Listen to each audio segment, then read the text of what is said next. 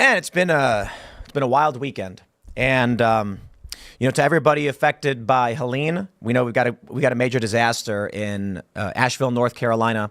So I hope everybody can make it through that one, and I wish everybody the best. It is actually one of the big stories. There's a lot of concerns about the federal response to the hurricane in the disaster zones. Seems not to, I'm just going to say this. I know it's all developing. But as I'm preparing this show, I take a look at the current federal response. And you've got Joe Biden saying, look, we're going to offer our assistance and maybe I can check it out at some point. Kamala Harris, nothing. I'll pull up the Google search for you at the very least, just what you get from the news. There's not a whole lot on Kamala's response. She's running for president right now. I think it would be appropriate for her to, come down and do something. As the sitting vice president. Certainly, I expect to see Donald Trump do what he can as well, as he is asking for this position. But let's talk about the shocking news and a bunch of stories that we got. And I felt like this one was going to be the most fun to start off with. Tim Walz appears to flip off, give the middle finger to Michigan college kids shouting Trump 2024, baby. I don't think so. I'm just going to say right off the bat, I don't think so. But it's tough because we don't have a very clear view, and it really does look there's a video, looks like Tim Walz did flip off some young people. And, I've heard people mention his demeanor and things like that. He doesn't seem like a genuine guy. That's just, my opinion. But, I think he might just be pointing his index finger at somebody, and it looks like it's his middle finger because his hand's tilted a little bit. So it looks like it's the middle. I don't think he's flipping people off. Come on, we're 30 days from an election, but this story is running wild, and this is the what do we call this one? Cheap fakes. That's what they call it, right? But I don't know, and that's a challenge for me. I'll just give you my analysis and opinion because that's all we have. Do you really think Tim Walz is going to flip off people in the middle of a campaign like this? That's ridiculous. I don't think so. So we'll break that one down. We'll talk about it, though, because this does lend itself to where Gen Z is and why college students are heckling him.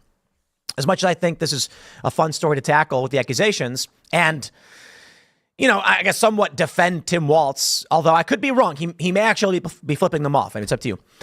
Gen Z's gone right. Axios is reporting it. We are seeing this. We've been seeing it with Gallup years ago. We're seeing it again. I've talked about this quite a bit.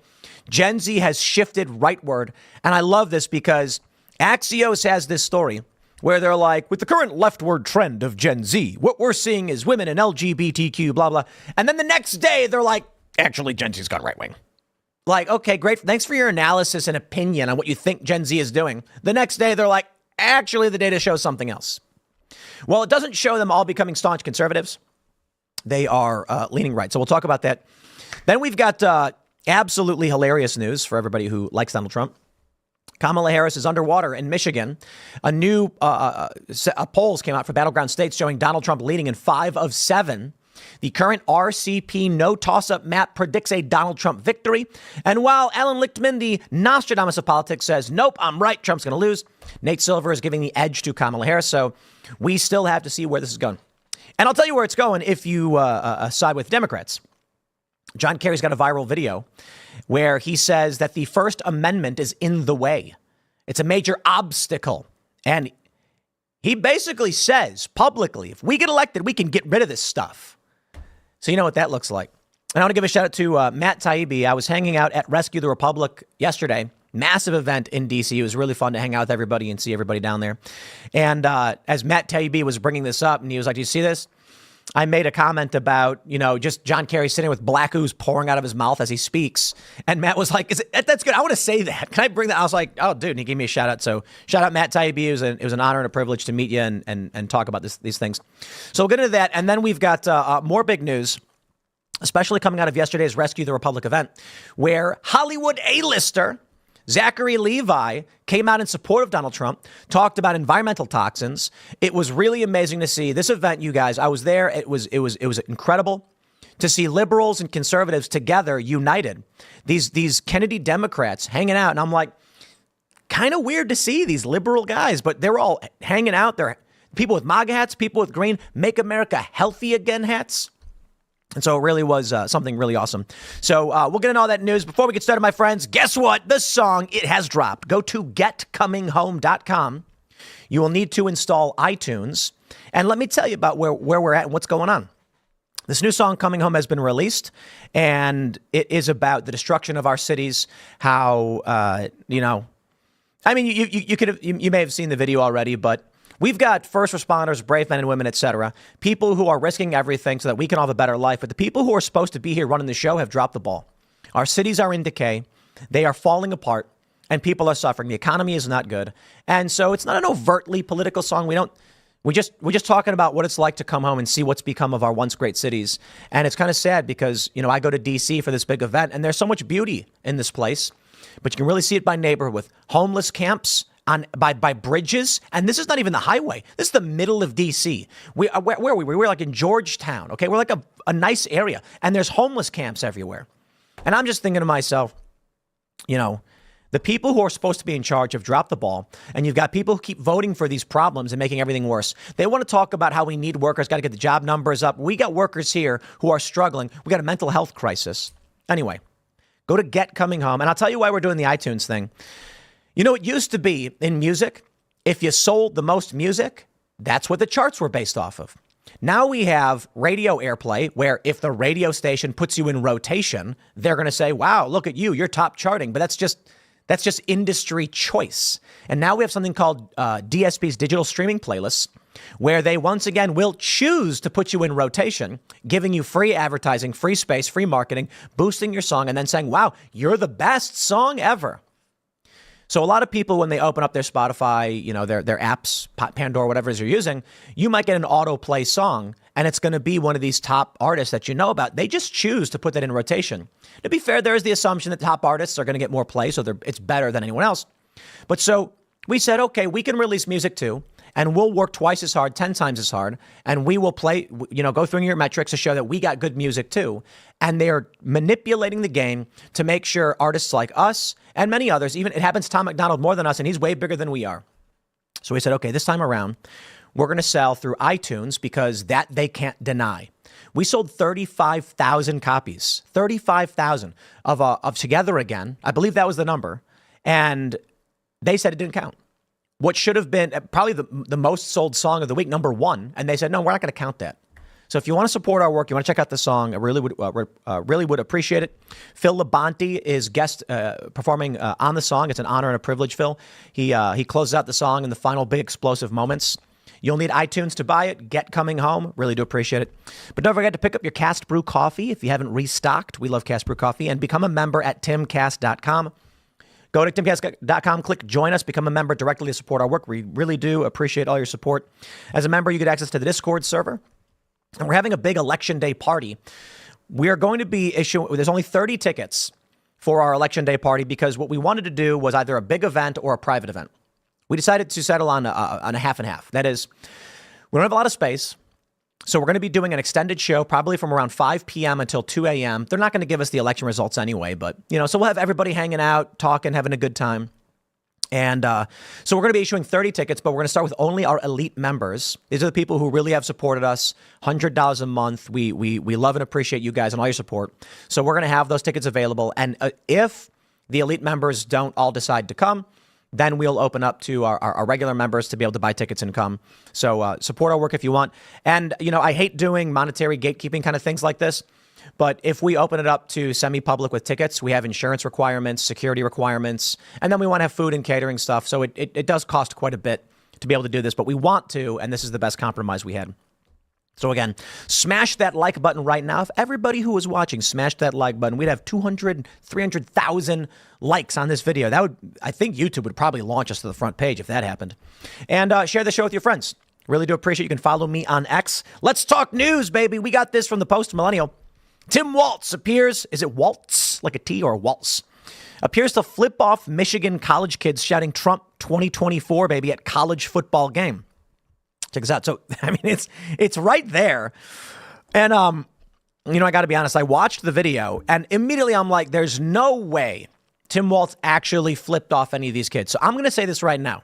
Okay, just to get started on this, it is my belief Tim Walz did not flip anybody off. That's an absurdity. Of course he did not. But this is going massively viral. Okay, there's millions upon millions of views on this. And so I got to play for you the video. Here you go. Oh, yeah. Trump 2024, baby! And so that's it. And I thought to myself, it's reaching. So he's not even looking in the direction, it appears, of the people yelling Trump 2024. But that does look like a middle finger. I don't understand why, if he was going to point with his index finger, he'd twist his hand and do that, because you can see where the finger is, right? But regardless of that, he may just be pointing at somebody with his index finger and twisting his hand so it looks like his middle finger. What a silly story. What a ridiculous story. But here we go, man. And these kids, well, I shouldn't say kids, these are men at college heckling him, yelling Trump 2024. So it kind of fits for people who are interested in that narrative and who don't like Tim Walz. I got to tell you this, and I'll say it again to really just hammer it in. I do not believe Tim Walz flicked off a bunch of students. I mean, that's political suicide. You can't do that. It does kind of look like he did. That's why Post Millennial says it appears to flip off Michigan college kids. Okay, now let's talk about what we know about Tim Walz. Governor of Minnesota. He knows how to run for office. He was in Congress. He's a governor. This dude, I don't see him making a slip-up mistake like this. I don't think he's the best choice for Kamala Harris. I think he's got questionable things about lying about his position in military and trying to make it seem like he was serving in combat. He doesn't seem like a good dude. You look at these things and you look at the lies. I mean, he could be a hothead. You know what I mean?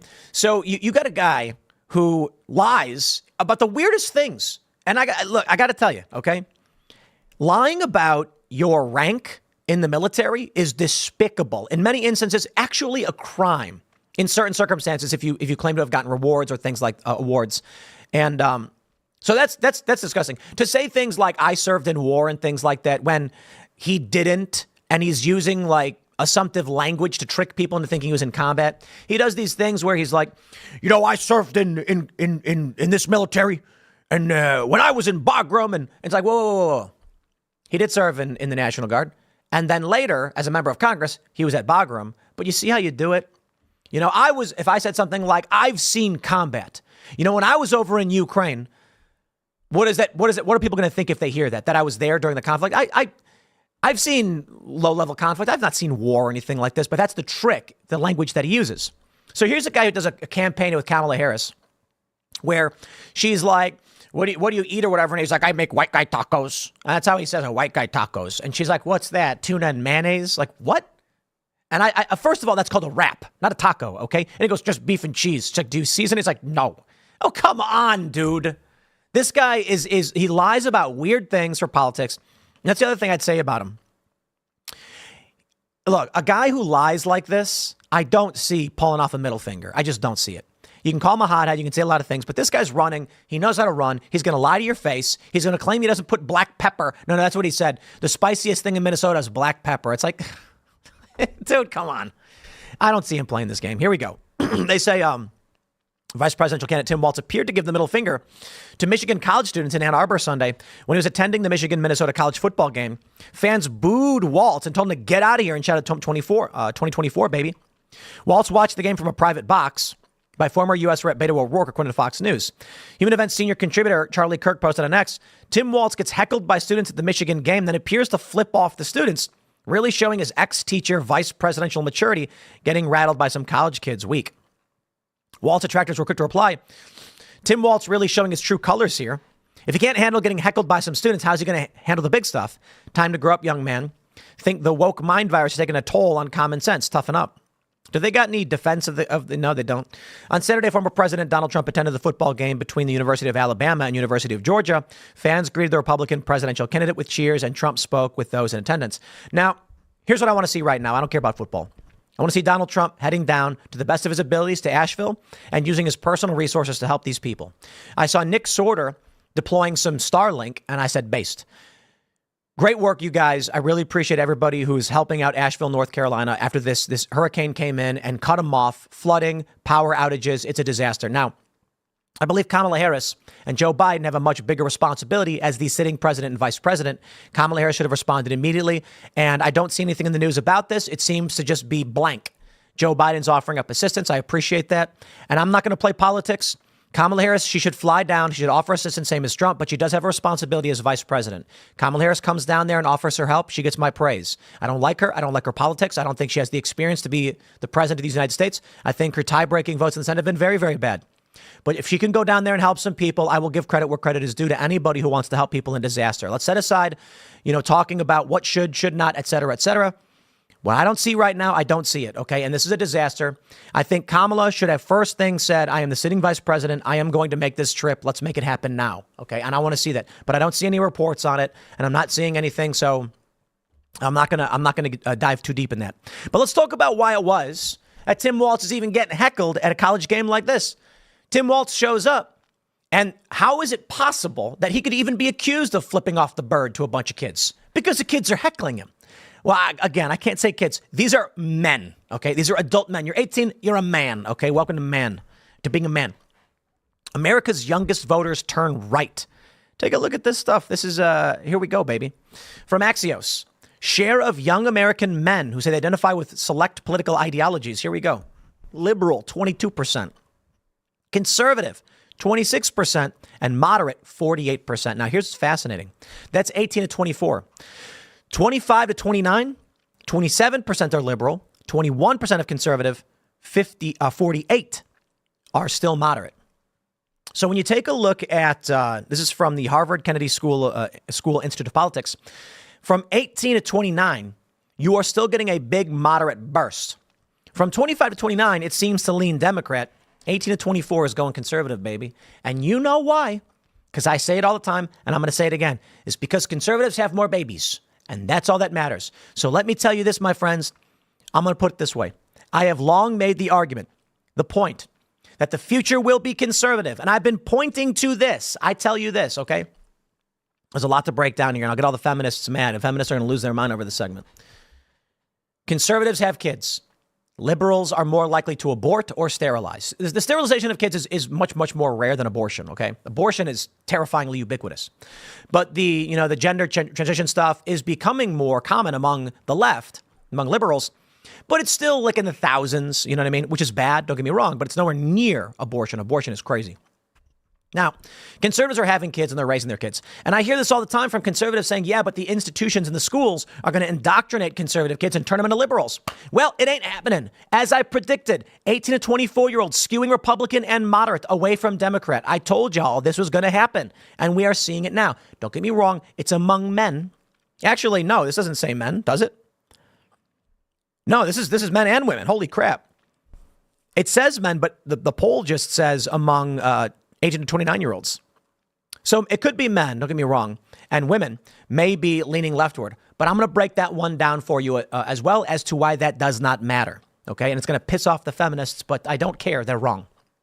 They say, a new trend has emerged in American politics. The very youngest voters, 18 to 24, say they're becoming more conservative. Okay, so that is everybody. This is men and women. Why it matters. This new trend, which is true for both genders, look at that, and emerged only in the last few years, is especially pronounced with men. The younger generation of men is more likely to identify as conservative than as liberal, a stunning flip. I am not surprised. You can't march around saying, white guys, men, you suck. Even when Kamala Harris launched her, not her, but the White Guys for Kamala campaign launched that ad, they were like, listen up, white guys, I'm tired of hearing that white guys suck. But the truth is, some of us do, right? Like this guy, Donald Trump. And I'm like, oh, God, you really think that's going to work? Well, I tell you, this is why young dudes are like, please just leave me alone. The younger generation of men, more likely, zoom in. They say it's rare for a group of Americans that young to be more conservative than their immediate predecessors. We already know the numbers. They say among women, the younger group is more conservative by 3 points. Look at that. Moderates make up the biggest chunk of both men and women, young voters. Bravo, moderates. You're right there with us. And I will tell you this. I hear this. I'm talking to family. I'm talking to friends, and they say, you're biased. We're liberals and you're wrong. And I'm like, look at me. I'm not a suit wearing, tie wearing conservative guy. I'm not a staunch far right pro-lifer. I am not a conservative Christian, Catholic, or anything like that. Many of my friends are, because we get along and we're trying to figure out compromise. And I tell you this with respect, when people message me saying they pray for me to find Christ and things like that, it's such a nice thing to hear that people are saying, we love you. We're trying to help you. I don't agree. I'm not a Christian. I do believe in God. I'm not an atheist. But there's something about staunch conservative Christians who will sit down with me and say you're wrong. I think it's a very wrong thing, Tim, and I hope you one day understand why you're wrong. And then I get the left saying, F you, you're far right, you're this, they insult me, they attack me. And so me and my friends can come together and we can talk about what we disagree on. And this is the point. I look at this event yesterday. Yesterday I'm at Rescue the Republic. RFK Jr. speaking. You've got RFK Jr., you got Jordan Peterson, you got Brandon Strzok, walkaway campaign. He's a Trump guy. RFK Jr. is now a Trump guy. I feel honored to in any way be involved in this movement today, this unity movement. That's what they're calling it, the unity movement. And it is. Because I get asked, can we bring this country together? I'm like, half the country believes fake news. But then I see this. I see RFK Jr. asking his Democrat, his liberal supporters, come with me and let's support Trump. And I say this. You don't got to like Trump. In fact, you can despise the man. You are always allowed to do that. But a vote for Donald Trump is a vote for an administration that has RFK Jr. and Tulsi Gabbard in it. Now, that is a dream administration. It is what I have begged for years. And so what we are seeing now among moderates is that we're siding 2-1 with the right on this one. Why? Well, because we got Tulsi and RFK Jr. teaming up with Donald Trump. Donald Trump says, I'm a right-leaning guy. I'm going to do these things that the right likes, and I'm going to bring you guys into the fold, and we're going to make a unity party on this one. And I say, bravo. And I think young people see that. But I'll tell you a big issue that I have, because I was talking to some young guys the other day, and I said, here's my position. California wants to give $150,000 to illegal immigrants to buy houses, right? New York was given $4,000 to illegal immigrant families to permanently settle there. Here's my plan. My plan is this. I want all illegal immigrants to receive $100,000 for a house. That's right. You heard me say it. You heard me say it. Only when every single Gen Z person has a house, is able to have an affordable car, insurance, 2 weeks vacation, only when homelessness is near zero, only when our borders are secure. My point is this. We're never going to get to the point where we're going to be giving away houses to illegal immigrants. My point is, how dare you offer up this money? They get vetoed in California, by the way, but how dare you even try to give non-citizens free houses when Gen Z, who are these 18 to 29-year-olds, they are stepping in to the world, to the market, and they are saying, we need families, we need homes. And our leaders and our institutions are saying to our children, to this country's children who are now becoming adults and entering the fray, they're saying, nothing for you. I saw this one horrifying post from a young woman, and she's like, almost 30 years old, living alone with a cat, not dating, making barely any money in a 300 square foot apartment. And I'm like, what is wrong? What is going on here? So you know what I see? I see Donald Trump saying, secure the border. We got to start deporting these people. Gen Z is supposed to be inheriting this country. 18 to 29. You're getting into your 30s. You're going to start taking over these industries. You will be the middle managers. You will be the executives. Many of the people in your late 20s should already be running companies. Instead, what I keep hearing is there's no pay, there's no jobs, and they can't afford to live anywhere. And that is a disgrace. And so you know what? When I see young people start shifting towards moderate or the right, I say, makes a lot of sense. Because I'm going to tell you this right now. It is the birthright of an American citizen to inherit what we have built. I'm 38. So I'm in the middle, right? I'm on top of the hill. I'm about to go over the hill. And that when I'm on the back end and I'm coming down and I'm aging, I expect everything that I built to slowly be handed off to the younger generation. There will come a time where I retire. I sit back in my lounge chair in front of a fireplace, smoking a corncob pipe, saying, young man, young woman, the world is yours. Do us a solid. Make it right and make it better for everybody else. We have built what we could, and now it is your turn. But that's not what's happening, and that's what offends me the most. That Gen Z is left to suffer and hold an empty bag while people we don't know are being given everything. I do not respect it. I think it is a disgrace. And so, shout out to Gen Z. And then we'll just read more, otherwise I'm going to keep ranting, because I do have more stuff for you. They say they were the hardest hit by COVID-19 and felt ignored by the establishment. John Della Volpe, director of polling at the Harvard Kennedy School Institute of Politics, told Axios this month. The youngest members of that group were just 10 years old when Trump was elected president and see this chaotic political era as normal. It's not normal. It's not supposed to be this way. They think of Trump as an anti-hero, not a villain. I think it's less about policy and much more about personality. I hope so. They say the youngest age group still appears to favor liberal positions on some issues, as much as those ages 25 to 29, says Harvard Youth Poll. In a poll earlier this year, the younger group was just as likely to say basic health insurance is a human right, and government should spend more money to reduce poverty. Well, I tell you this. I don't know that I completely agree with those on the surface. I am a basic healthcare guy, though. Let me tell you what that means. I am not a free market laissez-faire guy. I'm a largely free market guy, but I like the idea that if you break your hand, you can go to a free clinic and get it taken care of. I like the idea that if you have the flu, like common ailments, you don't die. We can't have people dying in the streets. I don't like that. But if you've got a rare disorder or a cancer that's difficult to cure, you're going to need private supplemental. Healthcare is not a human right. That makes literally no sense, okay? Basic treatment is not a right, but I do believe we as a society can offer it up as a service like we do fire departments and police officers.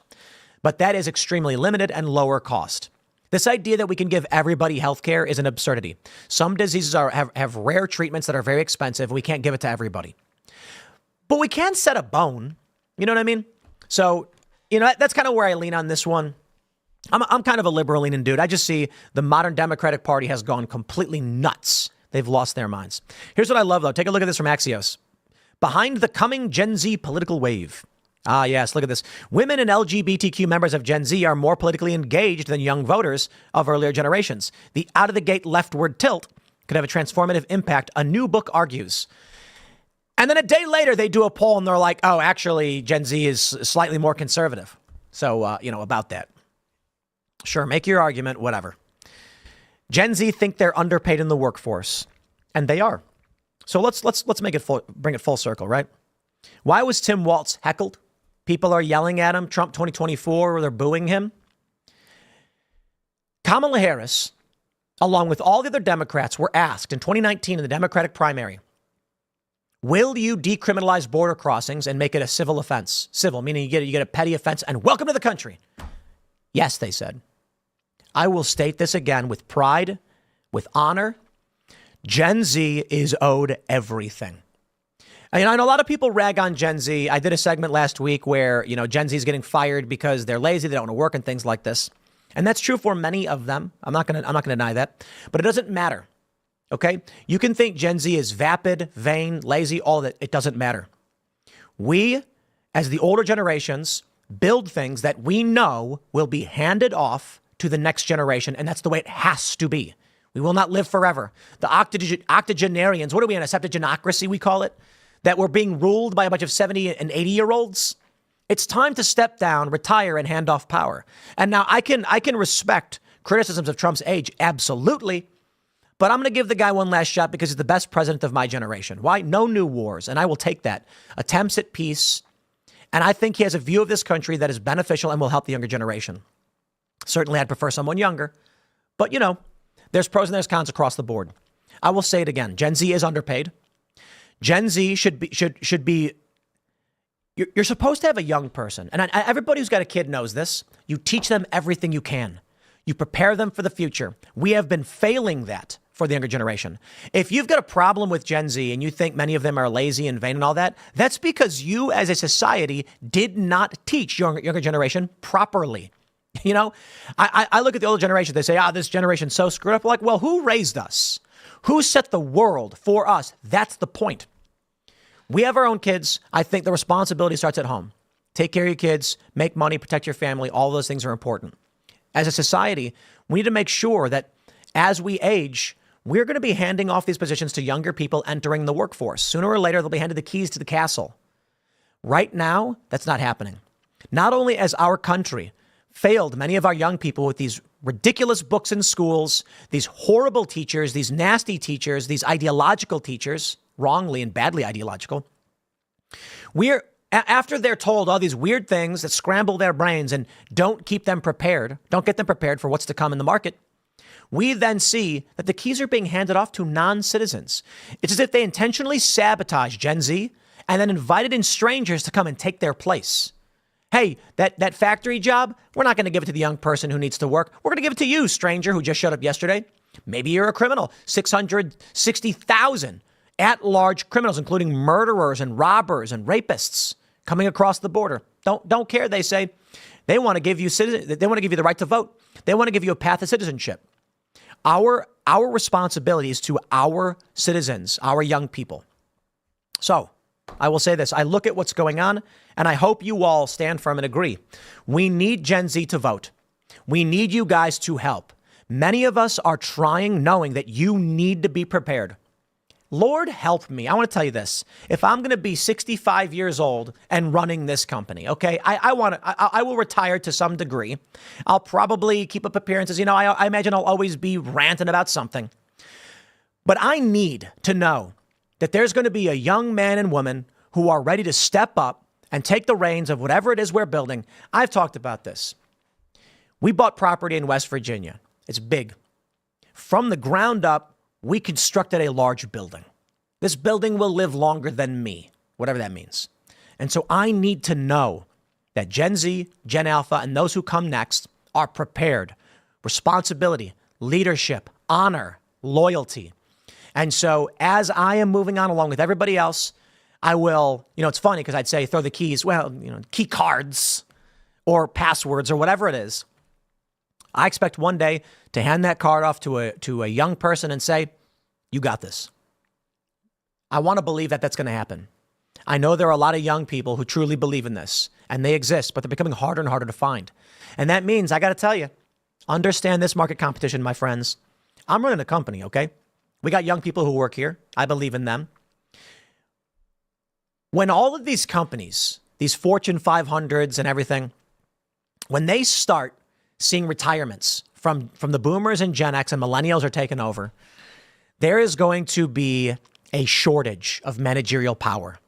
We are already facing a managerial crisis, meaning the people who know how to run the machines have been retiring, forcing a bunch of people not prepared to jump into those roles, and it's caused a lot of problems.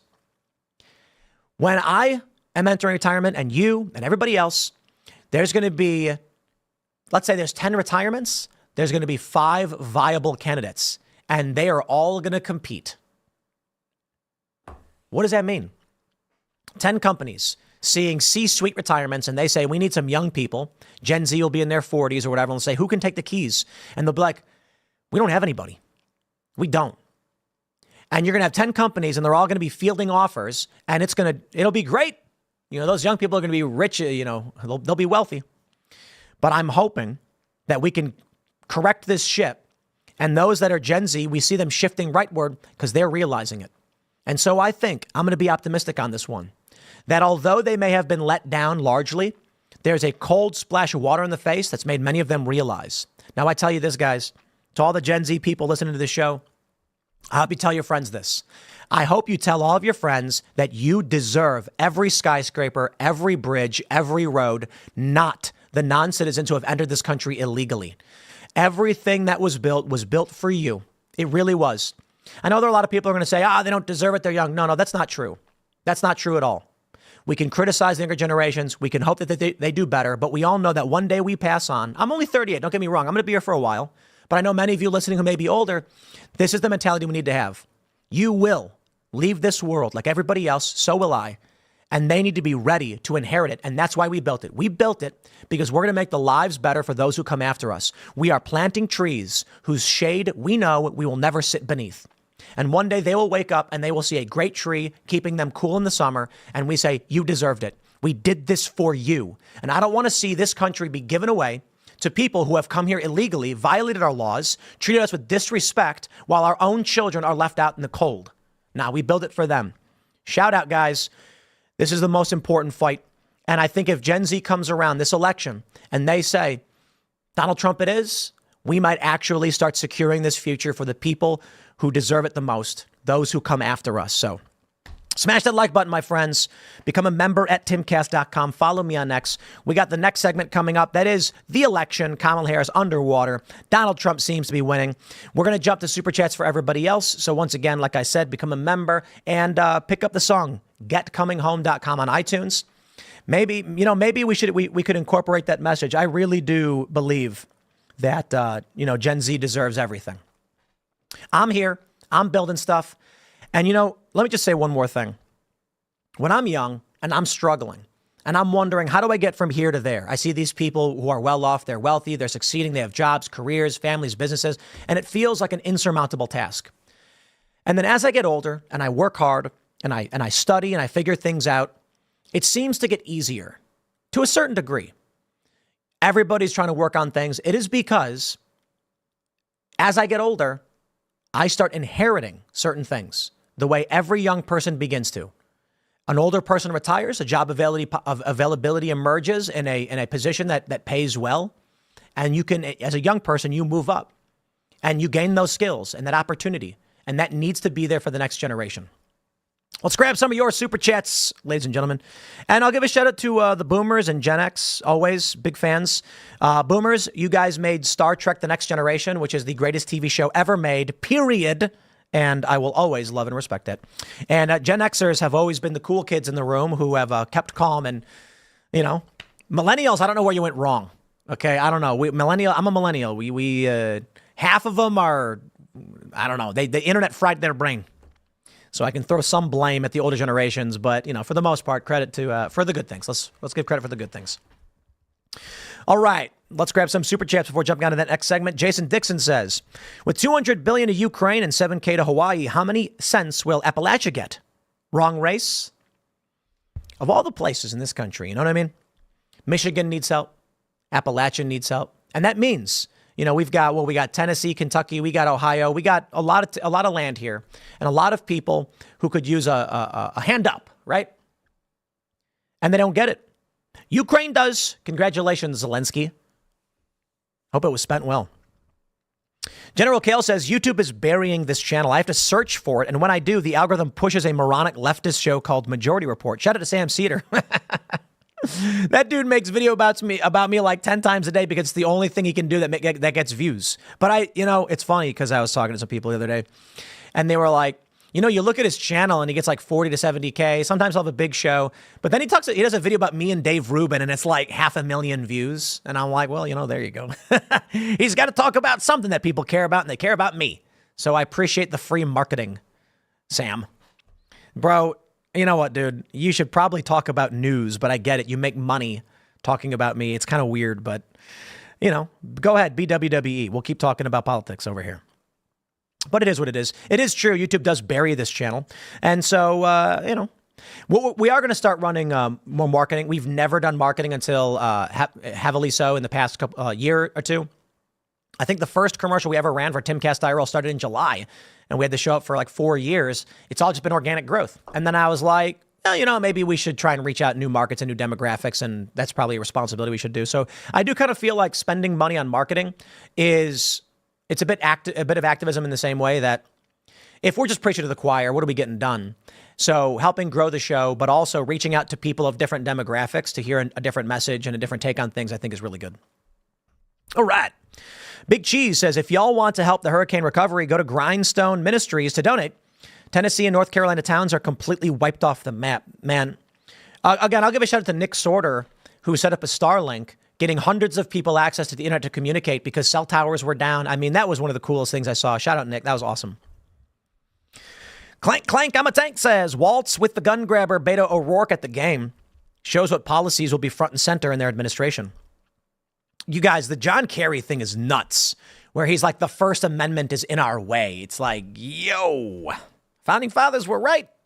We got evil people. All right. What do we got? Jason Dixon says, Tim 2020, ACAB, defund the police, only bad cops remain. Good cops have quit. Tim today selling a song, cops are good, we love first responders. Well, let me break it down for you. Cops are good. I stand by what I said in 2020. It's literally happening. Where was Seattle? Police announced that they're not going to respond to alarm calls. We don't have the resources. We've been defunded. There's a video of a cop in a car saying, he's yelling at activists, like, you win, I quit. So I don't think there are no good cops. Actually, I met a good cop the other day. He walked up. He was a big fan of the show. I appreciate it. We talked for a little bit. And I was like, that's super cool. He was just there doing his duty. And he came up and said, I'm a big fan. I watch it all the time. And I was like, that's awesome. I know there are good cops. And I like the institution of the police. I just think that the left has attacked these institutions. Democrats have appointed corrupt communist police chiefs and commissioners, resulting in top-down corruption. where the good cops are burdened and have a difficult time doing the right thing. I think that's a fact. So I've certainly never said ACAB. That's ridiculous. Certainly, my stance on defunding the police is let the leftists in the city have what they've asked for. And you know why? Because see how long that lasts.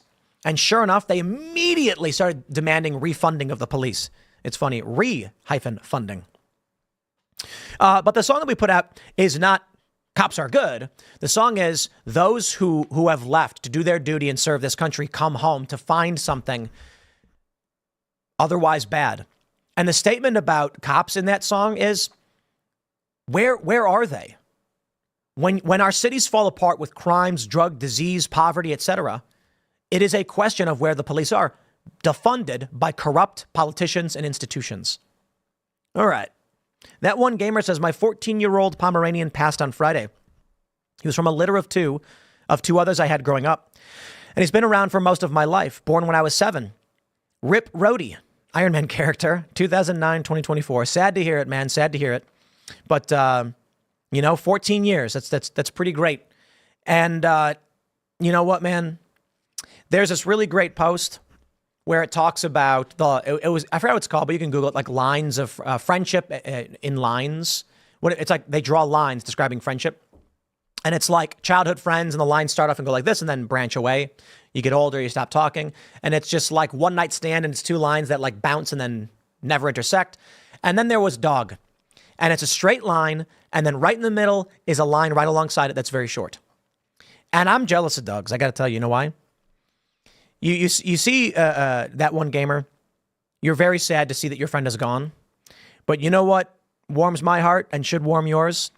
Imagine what it must be like to live your entire life from start to finish with a good, loyal friend who takes care of you.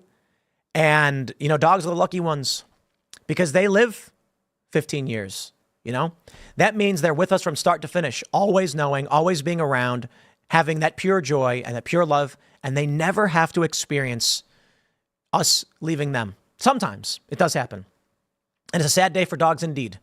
But our pets truly are lucky, especially dogs, man's best friend, true loyal soldiers who stand by us. They get the better end of the bargain. But I'm okay with that. I'll tell you this. There have been people who've asked me, Tim, have you ever eaten dog before? And I'm like, never, no, never will, won't do it. I've had whale, tasted it. I don't know. But I hear this, and I could be wrong. But rumor goes that dogs can smell it if you've eaten dog. They can smell if you're about to have a seizure, if you have cancer. They can smell everything. And so I've heard these stories where people are like, I once tried dog. And from then on, like dogs have been kind of mean to me. And there are some people where dogs are kind of mean to them, right? And I said, there are too many dogs that I want to be friends with to risk ever jeopardizing a potential friendship with a dog. I meet a dog, I want to give him, belly rubs, okay? So I will not eat dog. We don't do that, okay? I will eat cow. And I like cows too. They're funny. But, I'm going to eat a cow. I'm going to eat a chicken. And that's just the way it goes. William Tresh says Levi was Jeremy Boring's roommate at one point. What? I don't believe that. I'm going to have to ask them and send them a text. Were you roommates? That's weird. I don't know. It sounds like something that could be true too. True as well. Donna says, hey, Tim, me again. The song is Fire, Fire, Fire, Fire. I'm on a fixed income. Can support monthly. However, my birthdays. It's cut off. November 5th. Y'all make it rock. Best birthday present will be a Trump Vance victory. Ain't going to tell us on the 5th. I hate to break it to you, but happy birthday nonetheless. Thanks for the support on the song. All right, what do we got? George E. says he has been proven to be a liar, which makes him a scumbag. Flipping off college students is not below him. I know, and that's why people think so. And as much as I think it's kind of like it's a stretch to think he really did, there's a percentage chance the dude really did flip people off. Like, if they claimed Trump did it, they're lying. Dude, having met Trump and knowing about him, Trump, I'll tell you one thing I learned. I met Jordan Peterson for the first time the other day, which is kind of funny. You'd think I'd have met him a long time ago. And saw Russell Brand. And I got to tell you this. These guys, you know what they do when they meet you? They lavish you with praise. They are charming, charismatic individuals who know how to talk. And it's very nice, and it makes you feel good. When you meet Donald Trump says the nicest things about you. and he makes you feel good about yourself, and he makes the interaction a very positive one. So if you came to me and said Donald Trump flipped somebody off, I would not believe it for 2 seconds. I would not believe it. I'd say, get out of here, you're lying. Tim Walz, I don't know. I still don't believe it personally, but I feel like there's a chance. Yeah, I see Russell Brand, and, I've been on a show before, and we've talked before, but I never met him in person. Oh, actually, I actually may have seen him at Occupy Wall Street and said hi to him, but nothing significant. And I see him again, the other day, and he's just like, he's walking by, and he comes up and he shakes my hand. He says nice things about me and Allison. He's a very nice, very charming guy, and that's why everybody loves him. And Jordan Peterson for the first time, and he's like, same thing, they're charming, charismatic individuals who make you feel good, and they're smart and witty too. So that'll bring you far in life. I see that, and I'm like, damn, I wish I could do that. I'm jealous. These guys, they got that X factor, All right, let's grab some more. Let's see. The Clapper of Cheek says, thoughts on James Lindsay slamming Trump for posting the St. Michael prayer. Don't know about what he said. I respect the prayer from Donald Trump. I'm not a Christian conservative, but I don't have problems with Christians at all. I grew up with many of them. I understand it to a certain degree. I just don't completely agree on the scripture. I do believe there's a God. When Donald Trump or anybody, and I'll give a shout out to Bill Maher too, because Bill Maher did this 20 years ago or 15 years ago. When people say, I'm praying for you, or they pray for you, it's a compliment. They're telling you, I deeply care about you. I'm trying to help you. Now, Bill was like, I don't believe that's going to do anything, but it is really emotional. It's very nice that someone would actually do something like that for you. I agree. I see Donald Trump put out this prayer where he says, help me fight the demons. And he's saying what I feel, but in a different way, with a different belief structure. But I know that we are aligned. When I say demons, I say figuratively or literally. I'm like, some people might think there are literal demons out there. I can call them figurative demons. They're just nasty, evil people who will stab you in the back. And we need to have a sound, honorable, and loyal society. So when Donald Trump put out that prayer, it was funny because Robert Reich was like, how dare Trump think he's the instrument or whatever. And it's like, that's just a prayer saying, like, let us fight against evil. I don't care how you say it. If I see a Buddhist say we must cast aside, whatever and want and desire that leads to conflict, it's no different. If you're telling me in whatever way you want to tell me that we want a society of honor, loyalty, goodness, kindness, you can say it however you want. I say thank you. Donald Trump posting that prayer, I thought was kind of cool. It's a cool prayer. You know what I mean? I'm not a conservative Christian, but I respect anyone with that idea. And I'll give you a breakdown of what this idea is. Okay. So a story I've told a long time ago is that I met a guy 20 years ago, and we were skateboarding, and he was like, let's go, we're going to go hang out after we skate. And I go to his house, and he's got a picture of Jesus on the wall. And I was like, I'm like an atheist at the time. I don't even know what that means. I was just, I don't know, contrarian. And I was like, what are you, a Christian or something? He's like, nah. And then I was like, why do you have Jesus on your wall? And then he just goes, I just thought a story about a guy who traveled around helping people was kind of cool. And then I was like, it hit me in the face. I was like, if that's all he got from it, that's a really good thing. I mean, certainly for those who believe in Christ as, the Lord and Savior, there's a lot more to it than that.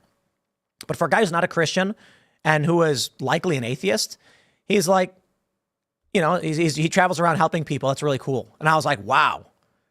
That is really cool if that's all you took from it, right? You can take a lot more. I'm just saying, like, if you're somebody who's not deeply in the faith and you still look at that and with a degree of reverence, I'm like, that's logic. That's logic. That's correct. That's a good thing. We should respect that.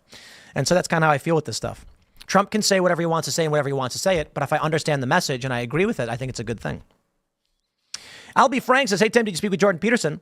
And did you ask him to come on IRL or possibly Culture War episode? Of course I did. And Jordan was like, I don't understand how we've not, done something together already. And I was like, hey, look, you come on the show. I'd love to have you. It'd be an honor and a privilege. And he said, of course, absolutely. And so we're working out the dates. Probably going to be a Culture War episode. I would love to have Dr. Peterson on an episode of IRL because for a lot of people, you don't hear the news commentary. Jordan Peterson is very philosophical, moral, scientific. But I thought there'd be something really interesting in pulling up a news story and hearing what he has to say about current events. Maybe. But we also discussed how it might be a really great show if, I'll tell you what my idea is. I'm going to say it. I probably shouldn't, but I thought it'd be funny if we film the Culture War and set up some like lounge chairs and I just said, Doc, you got to help me. I've been having serious anxiety over these past couple of years. I think a civil war is coming. Help me out, Doc. And then Jordan and I just talk about everything going on. I think it'd be kind of funny. And then he could say, I'm a psychologist, not a psychiatrist. And it's like, there's a difference. But, I don't know. I think it would be fun to just have that conversation that we've never had. He's a brilliant guy, and he's a really nice guy, too. Everyone kept saying, because he's walking around, he's doing his thing. And they're like, just walk up to him, just go up to him. And I was like, look, I never do that. I don't walk up to people like that if they see me. But then he was hanging out by with talking with someone that and I was standing near there, and so I just said, hey, Jordan, But I try not to bother people. So I saw Rob Schneider as well, and he walked by, I waved, and he's like, hey, when am I coming on the show? I'm like, bro, you can come on the show whenever you want. And he's like, you have to invite me. And I'm like, all right, we'll bring these people on. But it was really great. It was a really great event, and I got a bunch of emails from everybody. So, all right, we'll grab one more super chat, and then we will jump back to our next segment here. May says, if Seamus wants to get back, he should make a short to get his wants his get back. What is it?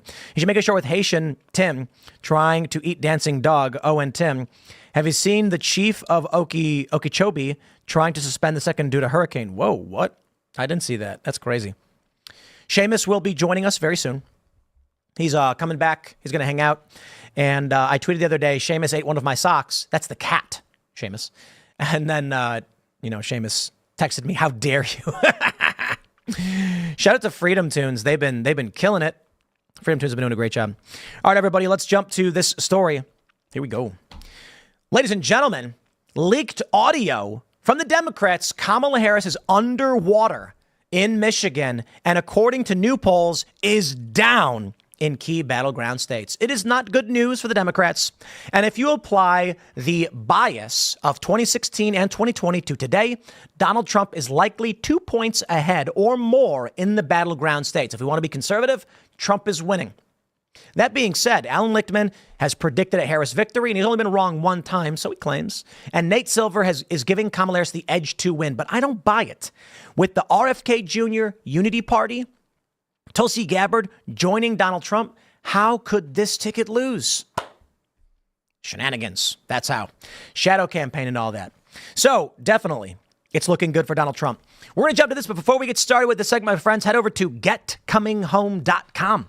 You will need iTunes to download the program so you can purchase our new song, Coming Home, featuring Phil Labonte. And we are asking for your support to do it. If you're a big fan of the music, if you like our songs, buy them.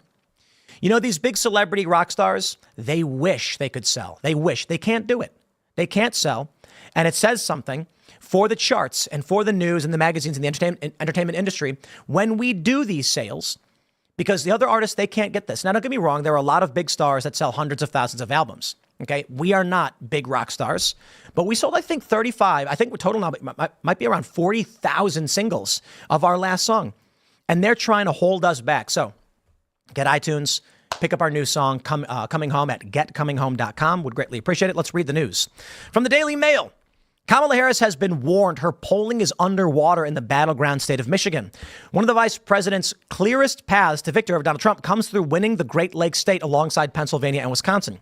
But Democratic Rep. Alyssa Slotkin, who was running in the state Senate race, warned donors last week there were signs of alarm bells. I'm not feeling my best right now about where we are on Kamala Harris in a place like Michigan. There are just 36 days until the election, and the race is still on a knife edge. The devastation left by Hurricane Helene has now become a major focus of the campaigns. Trump will visit the damage in Valdosta, Georgia on Monday afternoon, while Harris cut a trip to Vegas short so she could attend briefings in D.C. And okay, so that's where the news is on this one. I'm saying Kamala should be in Asheville. She should be serving the day. She's going to D.C. I'm in D.C. Come on, you don't need to be in D.C. What were we doing in D.C. yesterday? There were private galas and parties and fancy rich people having a good time. There are poor people who are suffering right now, okay? A Democrat running for Senate in Michigan, this is, I believe, Slotkin, yep.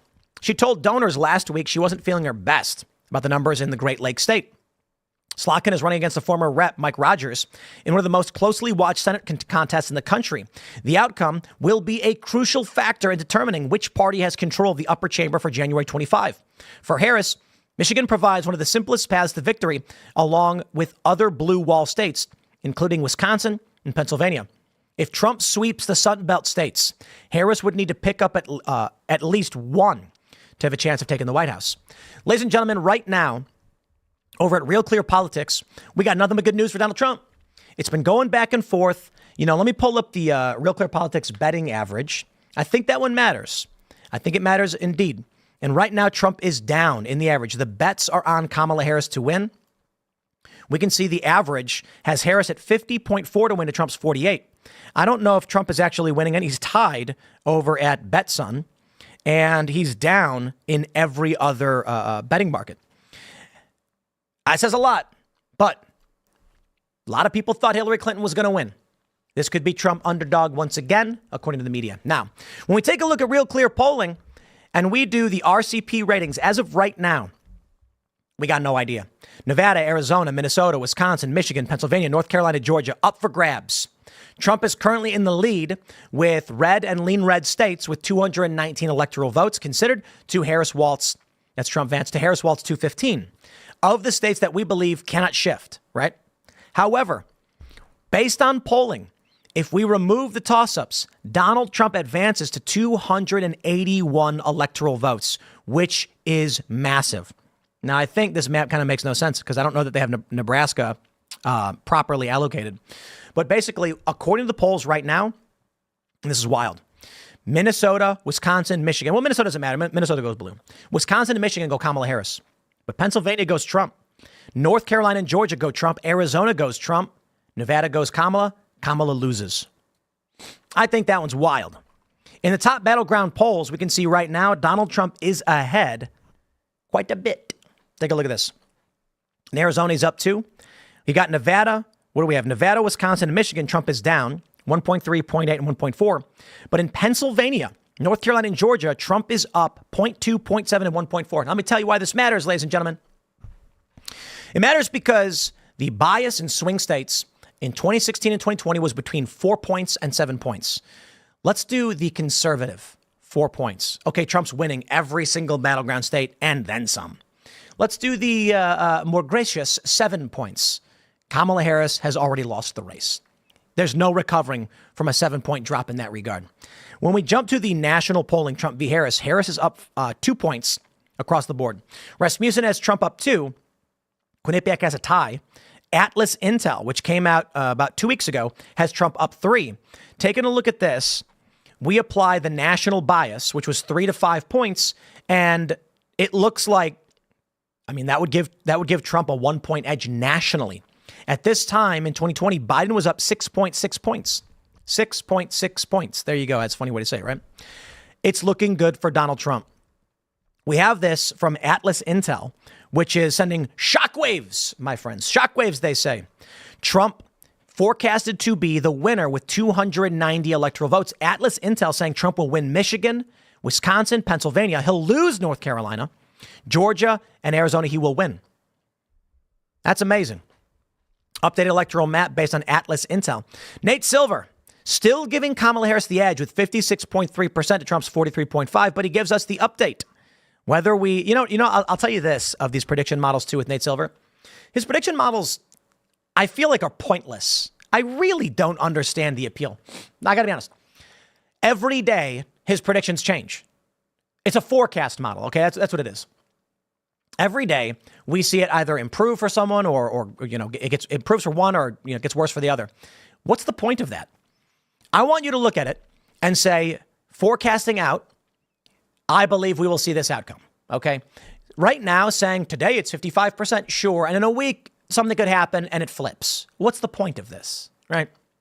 But I suppose we have fun and we want to read them anyway. Silver Bolton says, last update as of Sunday, September 29th.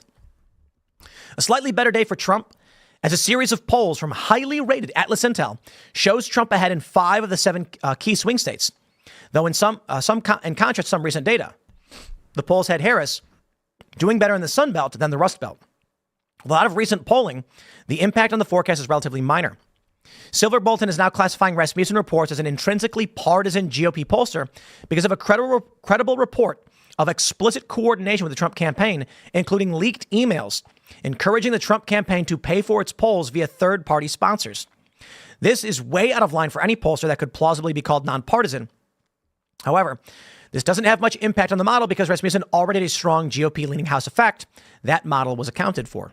So who's going to win? They say, honestly, we don't know. We'll give our best bet. The Silver Bolt, who's ahead right now. Harris is currently at 49.3 among in the swing states, according to the Nate Silver average. Kennedy, of course, dropped out August 23rd. Trump is at 46. Now, here's where it gets interesting. This matters a lot. Trump may be down in some of these polls, but in the aggregate models that Nate Silver has, changes from last month to this month heavily favor Donald Trump. In Pennsylvania, over the last month, Trump has improved 0.6, Michigan 0.4, Wisconsin 1.5. Now that matters a lot because Wisconsin currently has Kamala Harris up 1.9 points. Trump has improved by 1.5, really narrowing the lead. North Carolina, Trump's up 0.1, Georgia 1.1, Arizona 1.6. In Florida, Democrats have made a 1.4 gain, but Trump still leads by 3.3. In Nevada, Democrats are leading and have improved 0.3. That's why they're saying Nevada's probably going to go Democrat. Minnesota, this one's fascinating. Minnesota is heavy Democrat, 5.9, but over the past month has shifted Republican 3.2 points. That is massive, massive gain for Donald Trump. Texas, safe red. I don't know where that's going. And New Mexico, safe Democrat. I don't know where that's going. But let's talk about the apocalypse for Kamala Harris. Now, I can certainly point out that when leaked video and audio comes out and they're like, Kamala's losing in the battlegrounds. Yeah, it's bad news for the Democrats, right? Let's talk about bad news for the Democrats. First of all, I'd like to point out that the Teamsters are 2-1 in favor of Donald Trump. Yikes. When you lose the Teamsters, you're losing bigly, huh? New York Times reports dock workers' strike could begin Tuesday with talks of an impasse. Members of the International Longshoremen's Association could walk off the job, halting most shipments at East and Gulf Coast ports and rattling the U.S. economy. Let's talk about it, baby. You think Kamala Harris is going to be able to recover from a major hurricane disaster in which she's flying to D.C.? Is she going to fly to these? I mean, I hope she flies down there, but currently right now, that's not the conversation. You've got a major disaster. You've got the unseen economic crisis. Oh, I say unseen because the media keeps saying everything is fine. It's better than ever. And people keep saying, I can't afford to buy bread. I can't afford groceries. I can't afford rent. Gen Z is suffering over here. You want to add a major dock workers strike? You got the UAW, auto workers, they're upset. You got Teamsters, they're upset. Auto workers are blaming Kamala and Biden specifically for the downturn in their industry, saying you mandate electric vehicles. Now they're talking about government subsidies for electric charging stations. Yo, I'll tell you what'll happen if they do that. If the government subsidizes charging stations, you're going to get gas stations. And they're going to say, every week we have this amount of gas come in. We make very little money off gasoline. We try and sell products inside, but you got to have a lot of gas stations to operate to make ends meet. It's a tough business. Government comes by and says, hey, we're going to give you, $100,000 to turn this gas station into an electric charging station. Instead, we're going to pay your bills for 3 years. This guy's going to be like guaranteed revenue, no questions asked, done. Electric cars, baby. The government will force the market to adapt. This is what they do with high fructose corn syrup. High fructose corn syrup is garbage. It's bad for you for a lot of reasons, and it's more expensive than sugar. But the government subsidized corn production, and by covering costs of the bills, there was a wider profit margin for the farmers individually if they grew corn. And then they said, we can make high fructose corn syrup. It's expensive, but with government subsidy, we make more money on it.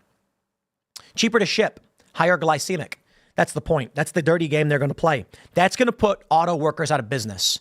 That's going to destroy these unions, and they know it.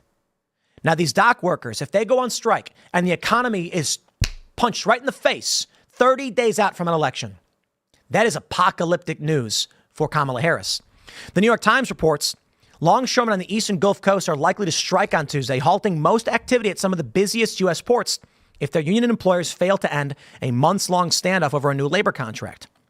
Biden can use a federal labor law to force the longshoremen back to work. But on Sunday, he said he was not considering using that power. In recent days, top government officials have pressed both sides to reach a deal. I'll tell you why I don't like unions. Okay? With all due respect to those in unions who are collectively bargaining, this is how they get you. Okay? If me and my buddies are working for somebody, you can't make me do nothing, okay?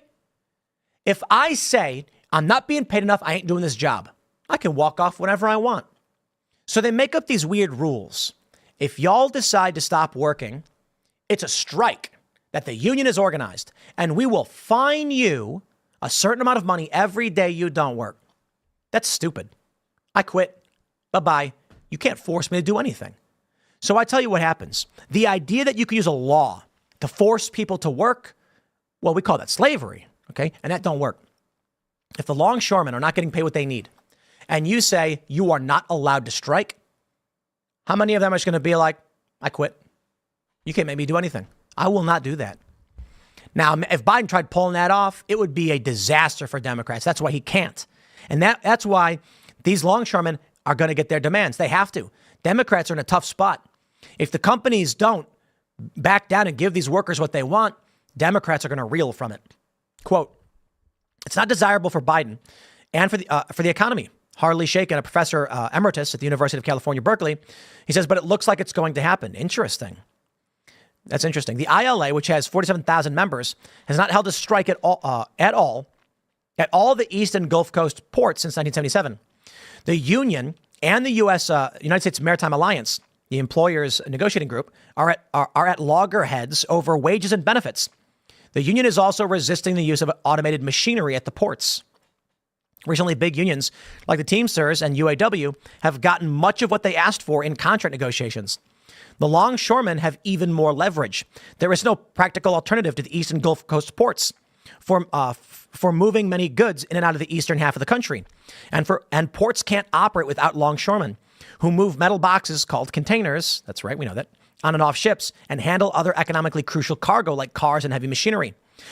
Over a dozen ILA members at a union night out at Yankee Stadium on Friday said they supported a strike. Hear, hear, boys. Bring it on. Fearing a strike, many businesses ordered goods early. So they cleared the East and Gulf Coast ports before Tuesday. But much cargo didn't make it through in time and could be stranded at sea. Even if a strike is short, it could take weeks to clear the backlog. Whew. Can you imagine? We are in early voting now, a month out from the election. People can't buy their products. That's amazing. John Wren, the chief operating officer at MHW, an alcoholic beverage distributor based in Manhasset, New York, is concerned that a strike might delay shipments and leaving his business short in the lead up to Thanksgiving. Those are big opportunities for sales that will just be lost because products will not be on the shelves. Could you imagine the apocalypse if we can't get these products in for the holidays? Christmas presents will be more expensive. Everybody's already looking at their Thanksgiving. They're looking at the goods they need for Thanksgiving, especially right now, because the businesses, you may not be thinking about your turkeys just yet. Some, I bet you already did. How many of you already went and put in your turkey order because you want to make sure you're getting a good, big, fat turkey for your family? Now, don't worry. Many of these turkeys are homegrown. You don't got to worry about that stuff. But there are a lot of imported goods that people are going to want. And I wonder, these businesses, they order the stuff early like we're seeing, knowing they got to get the shipments in now. If we're bringing in fancy wines and boozes and whatever it is we got to get, and we don't have that available, we're going to lose a lot of money. This is going to be an economic nuclear bomb for the Democrats if this strike happens. You know, maybe a little hyperbolic. It will be bad. They will probably suffer in the polls. But if the economy downturns right now, and we are in the voting period, although I don't think we should be, but we are, it's catastrophic. But don't worry, my friends. Ain't nobody ever said there wouldn't be a shadow campaign, right? From the New York Post. DOJ sues Alabama state's top election official for allegedly purging non-citizen voters too close to the election. Huh? Let me just say that again. What?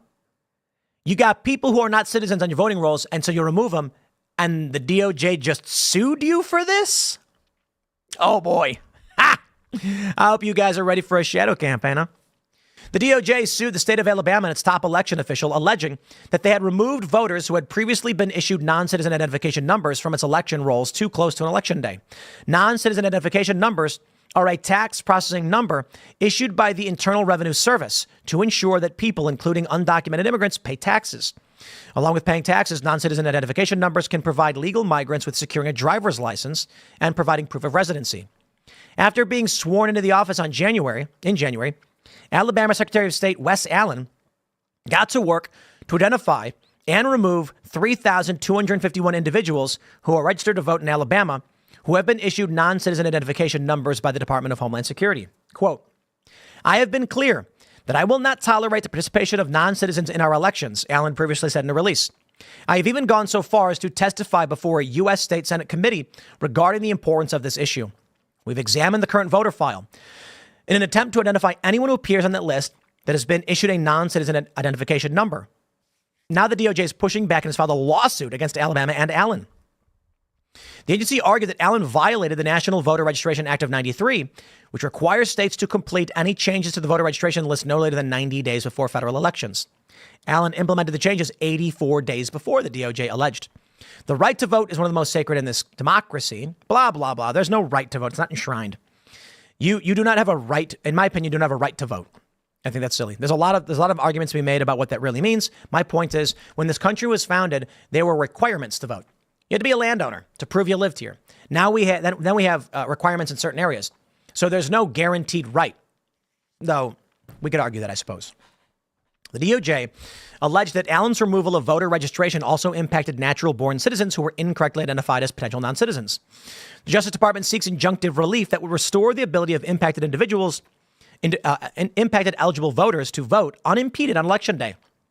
So it's largely non-citizens, but because there are some that may be, you want all of them to have the right to vote, we got ourselves a problem. The department also seeks remedial mailings to educate eligible voters concerning the restoration of their rights and adequate training of local officials and poll workers to address confusion and distrust among eligible voters accused of being non-citizens. Well, you know what? I'll tell you the problem we got here, my friends. You ain't going to win this one, DOJ. The state will just say no. The feds are going to say, okay, let's hear the case. That's going to take time. And the state of Alabama might try and drag this one out. DOJ will demand some kind of emergency action saying the election's coming. Alabama will say, sure, they'll appeal. Even if the feds agree, and we don't know, the federal courts, it may result in Alabama just saying no. You know why? When Donald Trump and other Republicans filed lawsuits back in 2020, the courts just said no. Or when the courts ruled, we're not going to do anything about it. They can try, but what happens? I'll tell you this. In Arizona, when a couple of hundred voting machines are broken, and they say, don't worry, it didn't affect the election at all. Are you kidding? There are people saying they couldn't vote. They were waiting in line and they had to leave. No, it was minimal. I don't believe any of you. They did nothing. It's ridiculous that we knew in Arizona, the printer pages, the ballots were printed the wrong size and were getting errors and couldn't be read, something to that effect. And they said, whatever. So you knew the machines were down and your election was compromised. Didn't matter. So all Alabama has to do is say no. What are you going to do about it? Seriously, what are you going to do about it? You're going to come in? You're going to come in and what? Seriously, what remedy have the feds? None. If Alabama says we'll get to it when we get to it, then nothing changes. And there's nothing they can do about it. The courts can make rulings. And then what? You're going to send in the National Guard and they're going to take over the election process? Then no one will think it's legitimate. There's nothing you can do. But I tell you this, I bet if the courts come down, Alabama just says yes. So what are you going to do? You know, look, we got a lot going on, my friends. It's going to be a wild ride. But Kamala, I think, is down. And we'll see. We'll see. So smash that like button. Subscribe to this channel. Share this show everywhere. Share it with your friends. You know, YouTube definitely is burying this show, and they try to make it so that you can't watch. It's funny how they do that, right? They want to make it so that only the lies see the light of day. With your help, we can push back on those lies. Follow me on X at Timcast. The next segment will be coming up at 4 p.m. on this channel. For everybody else, we will grab your super chats, and we'll see everybody else at 4 p.m. My friends, let's grab some super chats from all you guys, and we'll see what's up here. We'll see what's up. And then we'll jump to this next story with John Kerry talking about the First Amendment being a major block. That's what Democrats will bring you. That's what they want to implement. Super Mercer Bro says, why didn't very many people go to the Save the Republic event? It needed more advertising. There were so many great people there. You know, I got to say this. I really do. With all due respect, many of the people who were organizing, they are friends. And I appreciate them very much. But I had no idea that was happening. And I was asking some of them, I was like, why didn't you guys text me? You want to know what happened? So I hear that the Defiant are playing in D.C. I go to Allison and I'm like, hey, you want to go see the Defiant play in D.C.? And she was like, oh, cool. And then I was like, let me look at it. I'm like, oh, there's like a big event going on with like tons of people and this huge stage and this massive thing. Like, that's kind of crazy. I didn't know about it until like a week and a half ago. And so I sent a message to some of the organizers. I was like, hey, is it cool if I come? They're like, yeah, definitely. Please come. And I was like, why didn't you guys text me? Look, I hope the issue is they didn't want to impose themselves on me and others, because I know there's a lot of people who are high profile, who've got big shows. Everybody's always like, look, sometimes I get a text message, I can't respond. I'm too busy. And so the attitude may have been, I don't want to bother. We're going to try and do this. But I said to them, look, anytime you guys do an event like this, you text me right away, you let me know, and I will do whatever I can to promote it. There's a couple thousand people there. I think the estimates were 5,000. I'm not sure. But there were people saying like, dude, with you get Jordan Peterson and RFK Jr. on stage. I mean, this is crazy. A lot of people were there. Brett Weinstein was there. Russell Brand was there. How did we not have 15, 30, 40, 50,000 people filling up this event with these big speakers and everything? And I'm like, well, I had nothing to do with it. I only showed up at the last minute. People were asking me if I was speaking. I'm like, no, I'm not even involved in any way, But hey, ain't nobody got to invite me to nothing. I just assumed they didn't want me there, But then they were like, no, we'll give you backstage, all access, come hang out. And I was like, cool, definitely I'll show up. And if they had invited me and asked me to be involved, I said yes, and I'd have promoted it every single day. I haven't told you all you guys to come. We would have planned something fun and funny on stage in front of all these people. So I told them, look, next time you do anything, if you'll have me, we'll bring as many people as we can, and we'll make some amazing stuff happen. Could you imagine getting Ian up on that stage, yelling and acting like a crazy person? I mean, it would have been hilarious. At least I think so. But hey, maybe they just didn't want us there. I don't know. I'm not gonna assume that they need my presence or want me there. But indeed, there should have been more people. I certainly think so. I mean, Matt Taibbi was there. That was so cool. Rob Schneider was there. Man, he's nuts. All right, let's grab some more super chats, my friends. Drifter says, I think part of the housing problem with younger millennials and Gen Z is that we're unwilling to give up nearly or half our money for a place. It's not supposed to be that way. It's supposed to be a relatively small amount of money. Yeah, Gen Z's not making enough money and houses are too expensive. Why? How dare they start giving away things to non-citizens? It's disgusting. Rusty Shackelford would say, Jordan would say, Tim, you can't fight a civil war if you're busy cleaning your room. Or maybe he'd say, well, the problem is this: nobody's cleaned their room, and that's why they're fighting. They should clean up their own mess. And my response to Jordan is, yes. But when you've got people who refuse to clean their room coming into your room and messing it up, how can you keep your room clean? Right? Look at that. That's the podcast. Thanks for listening. Tim Pool and Jordan Peterson. What a guy. Says, I live abroad in the Philippines, and I've been trying to get my absentee ballot emailed to me since last August. Emailed, really. The lawful deadline to have absentee ballots be sent out was September 20th. My local election official in Allegheny, PA won't respond. Yeah, they don't want you voting. Tell them you're voting for Harris. Like, I'm really trying to vote for the Democrats. Send me my ballot. And then they probably will, right? All right. Vortome says, a lot of these pollsters have serious leanings. They will do whatever they can to make Democrats look good. It's probably way worse. Still, Trump needs to survive, which becomes scarier each day. Vladstein says suburban women need to wake up and realize they will vote their children into World War III and the Cold War after it. 3 generations put in a war for profit. Seriously. Sean Saint says, Saint Metal here. We could use something to boost morale. Music. Congratulations on such a great song. Coming home nearly put a tear in my eye. You're doing good works. Appreciate it. I want to give a shout out to Carter Banks, who did the production, all the strings and everything coming together on that song. I just write it on the guitar and I sing, right? Phil and Carter helped finish writing that song, so half of it goes straight to them. And Kent, who did all of the VFX and production and filming for this. Wow. The one thing I always hear when I make videos is they're like, you got a great VFX guy. The after credits scene where you just see the clock tower floating, like just collapsing and disintegrating. I got to say, the end of that, chills. But I got to be honest, I do think we need to do a cover. I think it's always great to do a good cover song, one that matters, to bring it back for a variety of reasons. First, these are songs we know and love, so they have a natural audience.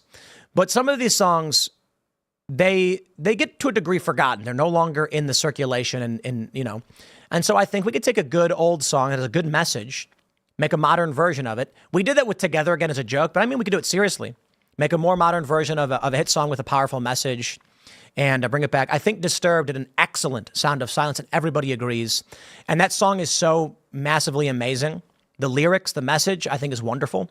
I'd love to do something like that. That could be fun. We'll see. All right, here we go. We'll grab one more. Clan McCracken says, I'd be willing to bet Biden isn't stopping the strike specifically to screw over Harris. They picked her over him, so he will make sure she can't win. LOL, LMAO even. Indeed. We got to talk about this next story. We got this one from Fox News, a viral clip of John Kerry calling the First Amendment a major block in stopping disinformation, where he says, if we win, maybe we can do away with these things. In fact, I'm paraphrasing here, but you want to talk about what you get when you vote for these people and what they really want. There's a reason the founding fathers had this dispute, okay? It wasn't so cut and dry. You had the Federalists and the Anti-Federalists. They were debating, arguing. There was supposed to be a strong constitution. Maybe we don't need one, an unwritten constitution. And then you had these people, they said, look, we're going to make sure you write down you cannot infringe upon our rights. See, the idea was we don't need a written constitution. We have the Constitution of the people. The Constitution is what constitutes the people's will. And there are many saying no, because we know how these things go. Write it down so that everyone is forced to abide by it. And they said it's easy. We all agree to abide by these standards now, right? Sure, fine. Then what's the difference? Well, now you can see the despots, the crackpots. They want to take away your right to speak your mind, to express your opinions, to attend churches, to print to report the news. So let's see what old John Kerry has to say. Before we do, my friends, shout out to our new song, getcominghome.com. You will need iTunes to buy it. This song is about what it's like to come home and witness what has become of our cities under the rule of these dictators, these despots, the people who oppose our rights, our speech, who defund the police, and it leads our once great cities to ruin. If you want to support our work and our cultural endeavors, getcominghome.com. You'll need iTunes because, and the reason I say that is they're trying to lock us out, and the one way they can't is if you buy the song for $1 on iTunes. They claim nothing else counts. They'll say this doesn't count, that doesn't count. They'll make up some reason, and maybe they'll try and play that game this time. But you know what? If you want to support our work, check out the song on YouTube at Timcast Music and get it at getcominghome.com. Here's a story from Fox News. John Kerry called the First Amendment a major block to combating misinformation and fighting climate change. Oh, climate change, huh? The former Secretary of State took part in a World Economic Forum panel on green energy on Wednesday. Near the end of the panel, a member of the audience asked what can be done to push back against disinformation surrounding climate change online. Well, my friends, I've got the video for you. Let's listen to what he had to say. I think the dislike of and anguish over social media is just growing and growing and growing. And it's part of our problem, particularly in democracies, in terms of building consensus around any issue. It's really hard to govern today. You can't, there's no, the referees we used to have to determine what's a fact and what isn't a fact are kind of, been eviscerated to a certain degree.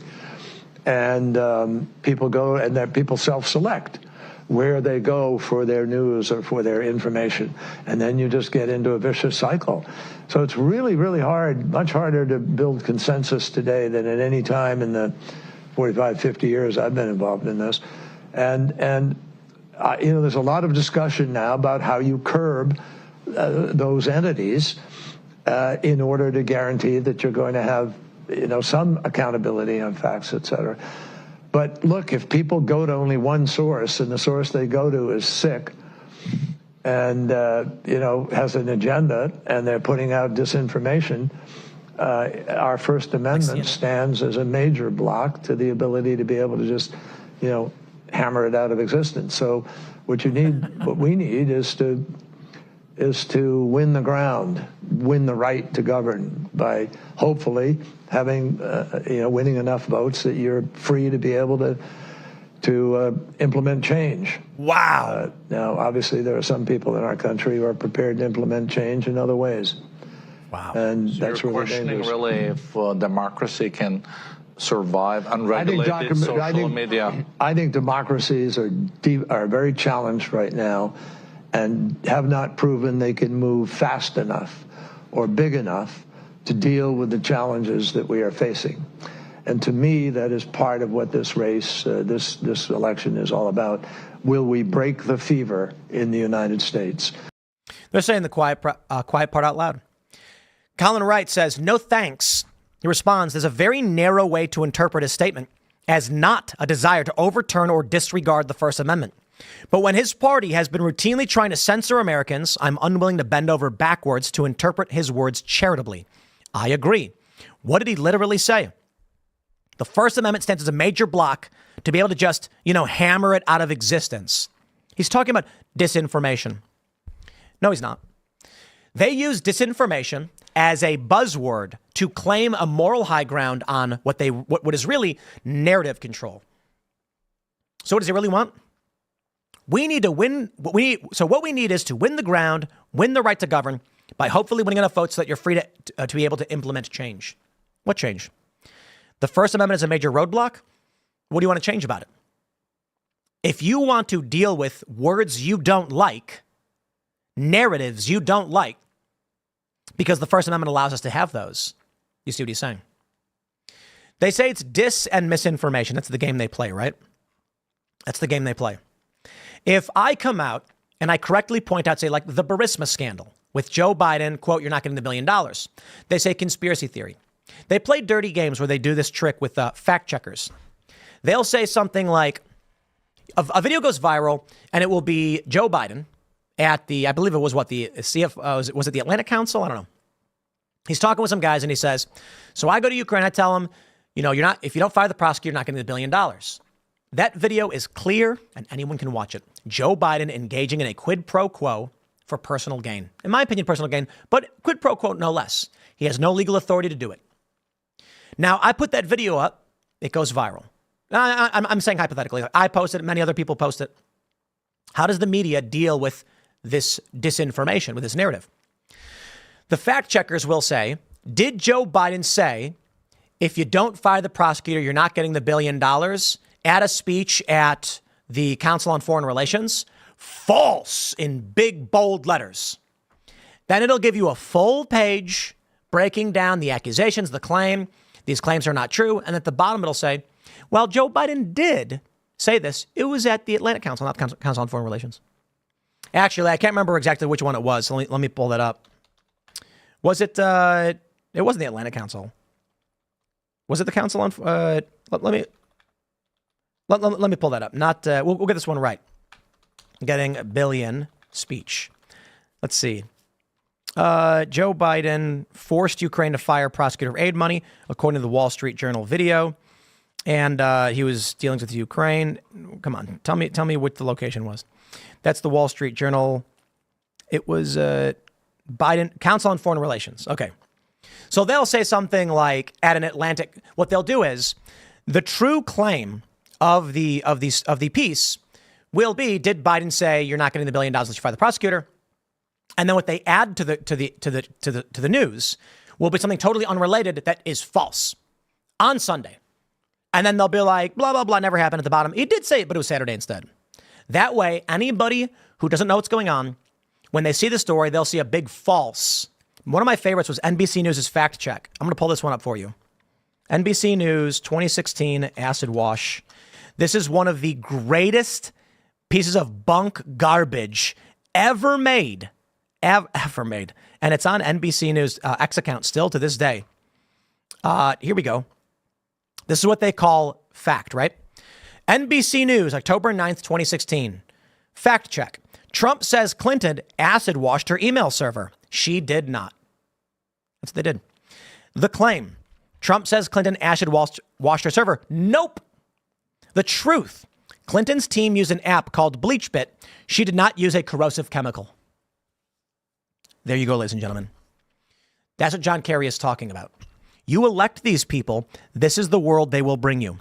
They will call everything you say disinformation. Now, any sane person can look at this fact check from NBC News. I remember when I saw this, I busted out laughing. Nobody thought Trump literally meant that Hillary Clinton procured some, I don't know, sulfuric or hydrofluoric acid and splashed it all over a computer. That's insane. Trump was using a phrase, acid wash, to mean she burned it all up. She, like, even burning it all, they're like, did you set it fire? No. Bleach bit purged the servers. She deleted everything. Her team did. And her team reportedly smashed phones with hammers. Yo, that I'm pretty sure is illegal. That's public record. Nothing ever happened there. So there's your warning right there in front of your face. John Kerry is telling you outright at the World Economic Forum. They are telling you to your face. They don't want you to know the truth. And gosh darn it, the founding fathers protected us too well. We better win this one, lest people like John Kerry implement change. And doing multiple air quotes, too many of them. Implement change, which we know what that really means. It means take away your rights. And they say Donald Trump is going to take your rights from you. They get these crackpot celebrities to be like, Donald Trump is going to take our rights and attack people, while they literally go on stage in an international event outside of the U.S. John Kerry, I believe he's a former politician. I don't think he's in office right now. He was formerly, he was a senator, right? It's been a minute. John Kerry was a presidential nominee. And when did he get out? Prior offices, he was lieutenant governor of Massachusetts Senate, and Secretary of State. And here he is telling you what he wants to do. And you know he's still deeply connected to Obama and everybody else in the Biden administration. He is exposing exactly what they want. Look, you know it. I know it. We all know it. The problem is to our friends and family. And so consider sharing this video and have them listen to it. But you know what's terrifying is many of these people are going to agree. They're going to be like, no, that's too much lies. Look, you need decentralized information networks. The homogenization of information will be a bad thing. Okay? But I'll wrap this one up there. Smash that like button, subscribe to this channel, share the show with everyone you know. It's the best show. Everyone agrees. At least that's what I've been told. You can follow me on X at Timcast.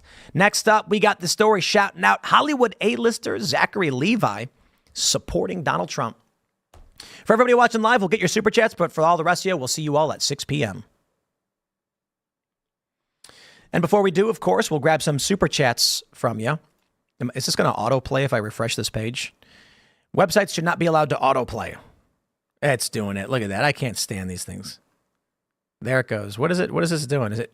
And you can't. There's nothing you can do. We're going to mute this page, mute site, and then get rid of that so you can see it. Oh, look what they're doing. Look, it's just it's so awful. Anyway, Justin Cook says, have you seen the story about the Harris Walz ad running in PA that has a farming couple that supported Trump and switched to Kamala? Apparently, they are both paid actors with a long history of Democrat donations. Is that illegal? That's crazy. All right. Javor Tom says, I truly believe that some people just live too long. John Kerry is an example of someone that should be playing with his grandkids. Something, live long enough to see yourself become the villain. The Emperor says the thing about Kerry's talk is he says that this is an election about the right to rule, that democracies are too slow to deal with these platforms. This blatantly reveals the want for the state to control our freedoms. Control our freedoms? That would just literally mean take them all away. Ready, Set, Build says, Tim, my indication that Trump is doing better than the polls show is that on Friday, Adam Schiff introduced a bill that would prevent presidents from dismissing charges against them. Well, you know. John Beert says your Discord is an echo chamber. Well, duh. Like, what do you think? It is the fans of the show, most ardently, who are willing to sign up and join a Discord. That being said, there's disagreements in there quite a bit. But yes, the people who are fans of the show sign up and all hang out with each other. These things happen.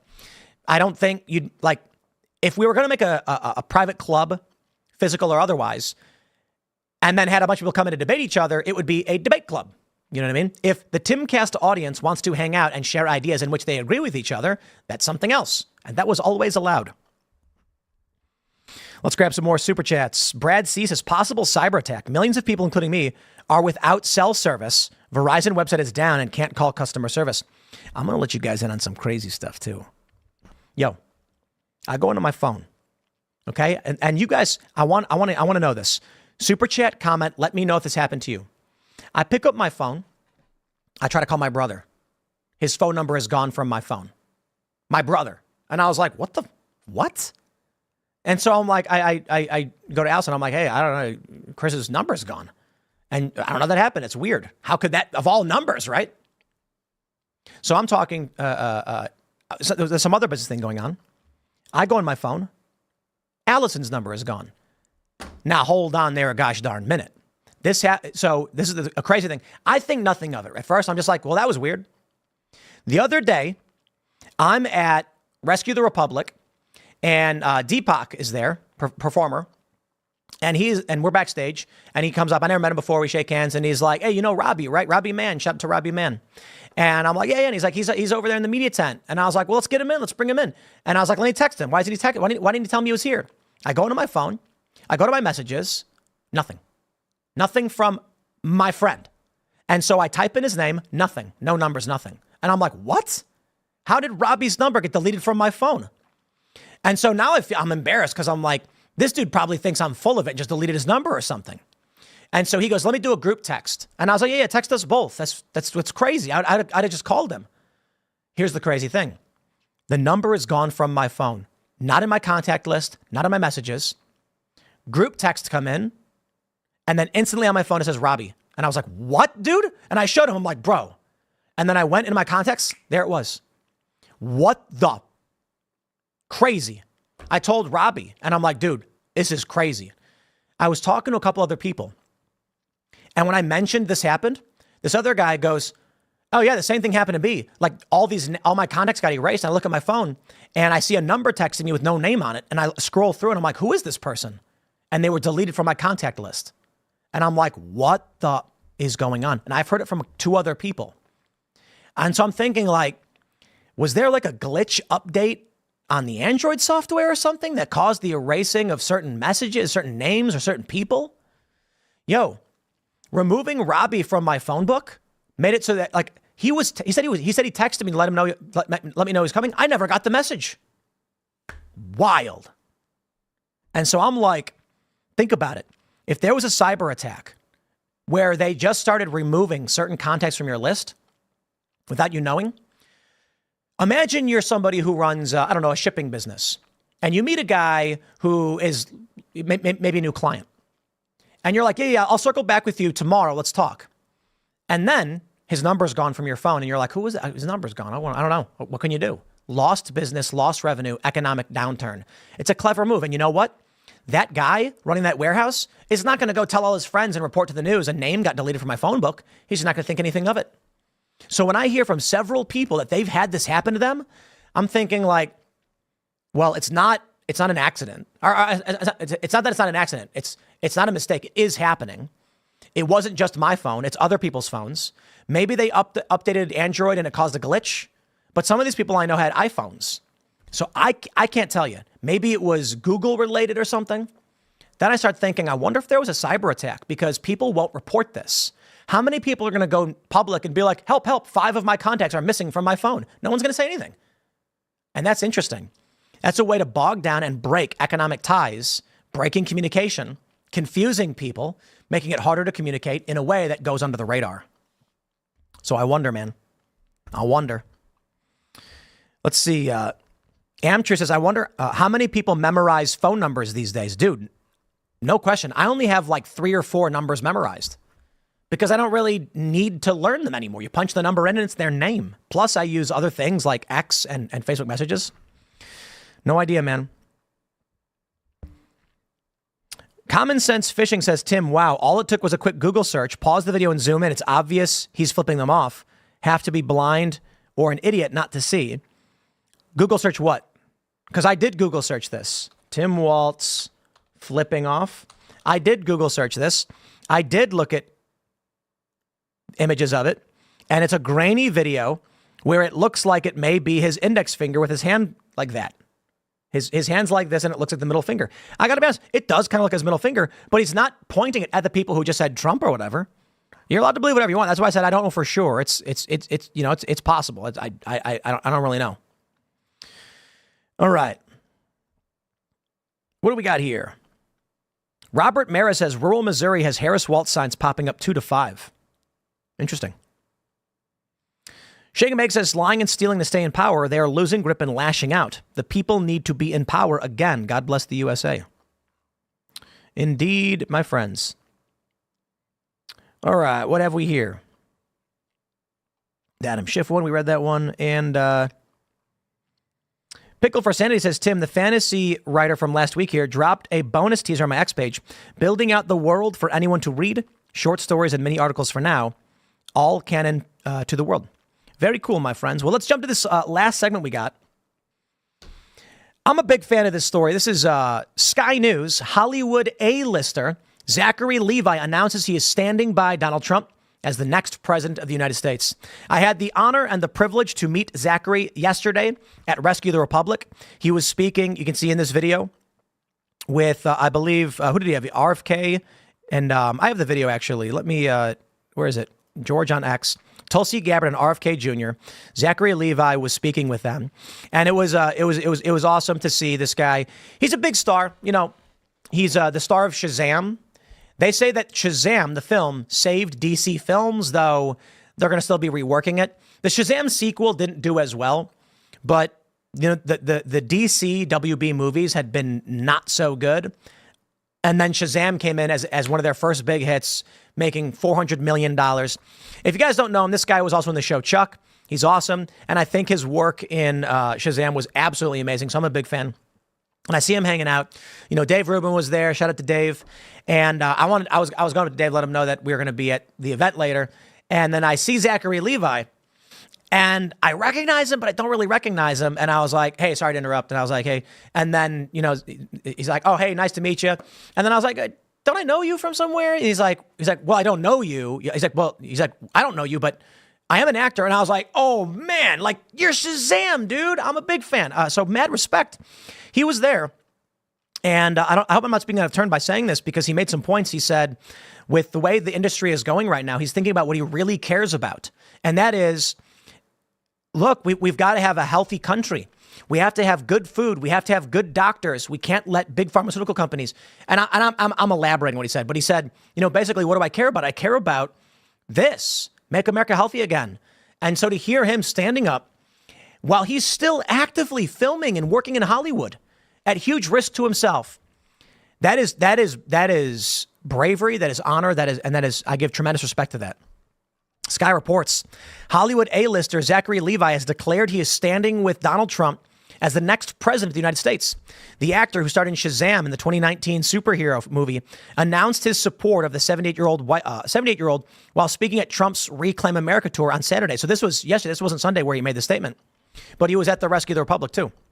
Levi, also known for voicing the animated character Flynn Rider in Disney's Tangled, opened his address by telling the crowd of his parents' political views.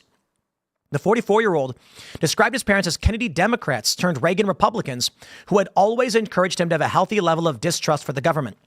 The actor detailed his own personal search for a politician who embodied all the values he would like to see in a candidate. This year, I found Bobby Kennedy, and I thought, man, this guy's it. He's the real deal. And in a perfect world, whatever that would look like, perhaps I would have voted for Bobby. But we don't live in a perfect world. In fact, we live in a very broken one. We live in a country that has been hijacked by a lot of people who want to take this place way off the cliff, and we're here to stop that, right? Well, let me do this, all right? Let me actually just play the video. It's only a minute long, and you can hear straight from this man himself. But the thing I wanted to say, and this is to Bobby's point, we are, and you all know this, we are being inundated every single day with poison, not just in the foods that we're eating and not just in the pharmaceuticals that are being shoved down our throats. In the images that we are looking at, the audio that we are hearing through our media, we are being poisoned and lied to. And hear me. We're all being poisoned and lied to. So as we go to the polls, as you guys and your passion and your fervor and wanting to get Donald Trump reelected and recognizing that that is the thing that we need to do, recognize that all of the people on the other side that still believe that Kamala is the answer. They're not, she's not, but they are being lied to. Wow. They are not the enemy. They are not evil. There is evil at the top of that food chain. Hear, hear.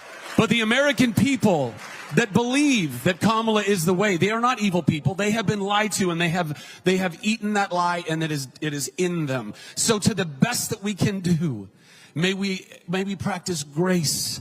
May we practice forgiveness. May we practice patience, so that as we go to the polls, as we talk to our friends and our family, and we encourage people to go and look, do not be baited into their attacks. Do not go and be what they want you to be. Instead, hold your ground in dignity and integrity and in love, and say, hey, I understand that you might feel this way. Let's have a conversation. And if you're unwilling to have a conversation, then we don't have to have a conversation. But don't get baited into their hate, because that's what they want you to do. And that will not help us get to a better world, right? So that's all I wanted to say on that. He's sitting there with Tulsi Gabbard and RFK. I got to tell you guys, you know, I had a lot of people asking me questions yesterday, all the press. They say, we want to ask, you know, what do you think? And I'm just sitting here being like, Tulsi Gabbard, I supported heavily in the 2019 primary, donated to her campaign, had the honor to, I don't know if I should say this, but I got a call from her mom. And it was just, you know, from my worldview, kind of a liberal guy, anti-war. I see Tulsi Gabbard embodying that, serving in the military with honor, serving this country when, you know, I believe her story. She said that when 9/11 happened, she felt she had to do something. And she's got what it takes. I really do. And at this event yesterday, there was someone mentioned, I think it might have been RFK Jr., I'm not sure, saying, you know, what if Tulsi Gabbard was the first female president? And the whole room erupts in cheers. Because here's someone with integrity and honesty, real leadership material, and absolutely 100%. But you know what? There's a lot of people who like RFK Jr. too. I certainly do. I think he's one of the best things we've got going for us right now in how he's going after big pharma and these poisoned foods, environmental toxins, and we all know it. You know, we sit here talking about seed oils and dyes and other chemicals and garbage in our food, and now we have a champion of that cause. Now, RFK Jr. wasn't going to make it. It's hard to run as an independent. Tulsi Gabbard, of course, made her attempt in 2019, and they treated her like trash. And now, what do I see? For my sensibilities and for what I believe and what I think is good for this country, I see RFK Jr. and Tulsi Gabbard standing alongside Trump, ready to serve in his cabinet, in his administration. You could never, in my life, have told me that I would get something so beautiful in a potential political administration. I said in 2020, Donald Trump should bring in Tulsi Gabbard for national security advisor or something like that. I think even Pat Buchanan did. And he didn't go that route. You know, and I was talking to some of the people at this event, and their response was, well, they weren't ready. Its time has come. I'm looking at this now and thinking to myself, how does Trump lose this unity ticket with Bobby Kennedy Jr., who is talking about what so much of us care about, health of this country? I don't know. Shadow campaign, I guess. Seeing someone like Zachary Levi speak up and stand up at great risk to himself and his career inspires me and makes me optimistic, because he's Hollywood, man. And you know, it's really funny because you know what I was thinking? I've seen the movies he's been in and the shows he's been in, of course, Chuck, you know, back in the day. And then, of course, I saw Shazam. I'm a big superhero movie fan, and I saw both on preview night. I liked both of them. They're both great. And so I've been a fan of his. And I thought to myself, I'm like, is he an A-lister? And I'm like, what are they going to say about this? I bet they're going to try and claim that he's not a big deal, that he's not a movie star, that he's not been wildly successful in his career as an actor, still working. No, they're coming out and they're saying it. Certainly there's massive names in Hollywood and celebrity, but Zachary's been paving the way and massively successful, especially with Shazam. And I think it was a fun movie, by the way. I think it really helped DC. It's one of the only ones they got right. I did like Wonder Woman, though. And, man, I'm optimistic. Here's what I hope for. Man, I hope Trump wins. Because it feels like for the first time in my life, it's revolutionary. What I saw last night with Tulsi Gabbard, RFK Jr., Russell Brand on stage talking about all these things, and Jordan Peterson showed up, revolutionary. Bobby Kennedy Jr. talking about the health crisis our country faces, Tulsi Gabbard talking about the foreign policy crisis and how this country, and I see Donald Trump, our border, our workers, our unions and diplomacy, and I'm just like, man, could it be that what we all fought so hard for, me and my friends and everything we grew up, is staring us in the face right now, and we are right here ready to grab it? It would be the most heartbreaking thing to see this unity party fail in November. So I hope and I pray that they are ready for the procedure and the shadow campaigns and the manipulations, because Lord help us, this is one of the most beautiful things ever, and they need to win. I sit down on this show, on Timcast IRL, Luke Rutkowski will say seed oils, carcinogens, chemicals, pesticides, and we all know it. We talk about plastic in our canned sodas. Your can of soda's got a plastic liner. They're leaching endocrine disruptors into our food, and we all know it. And now, Donald Trump was never big on that stuff, but we all were. RFK Jr. stands up and joins in Trump to make America healthy again, and I knew that was his cause. I knew it. I could see it. But I got to tell you, the Kennedy assassination documents and files, that stuff getting released, having RFK Jr. involved, even somewhat overseeing national intelligence, dream come true. Tulsi Gabbard in the administration, helping diplomacy and national security. That's exactly what I was hoping for in 2020, and it is here right now. I told this to Ian Crossland, on Timcast IRL. One of the most important points, and I hope you all consider this message for your friends and family. You say this: I know you don't like Donald Trump. You're allowed to not like Donald Trump. In fact, I can certainly point out myself many reasons that he is worthy of criticism. But you're going to vote for Donald Trump. And I'll tell you why. It's not because you like him.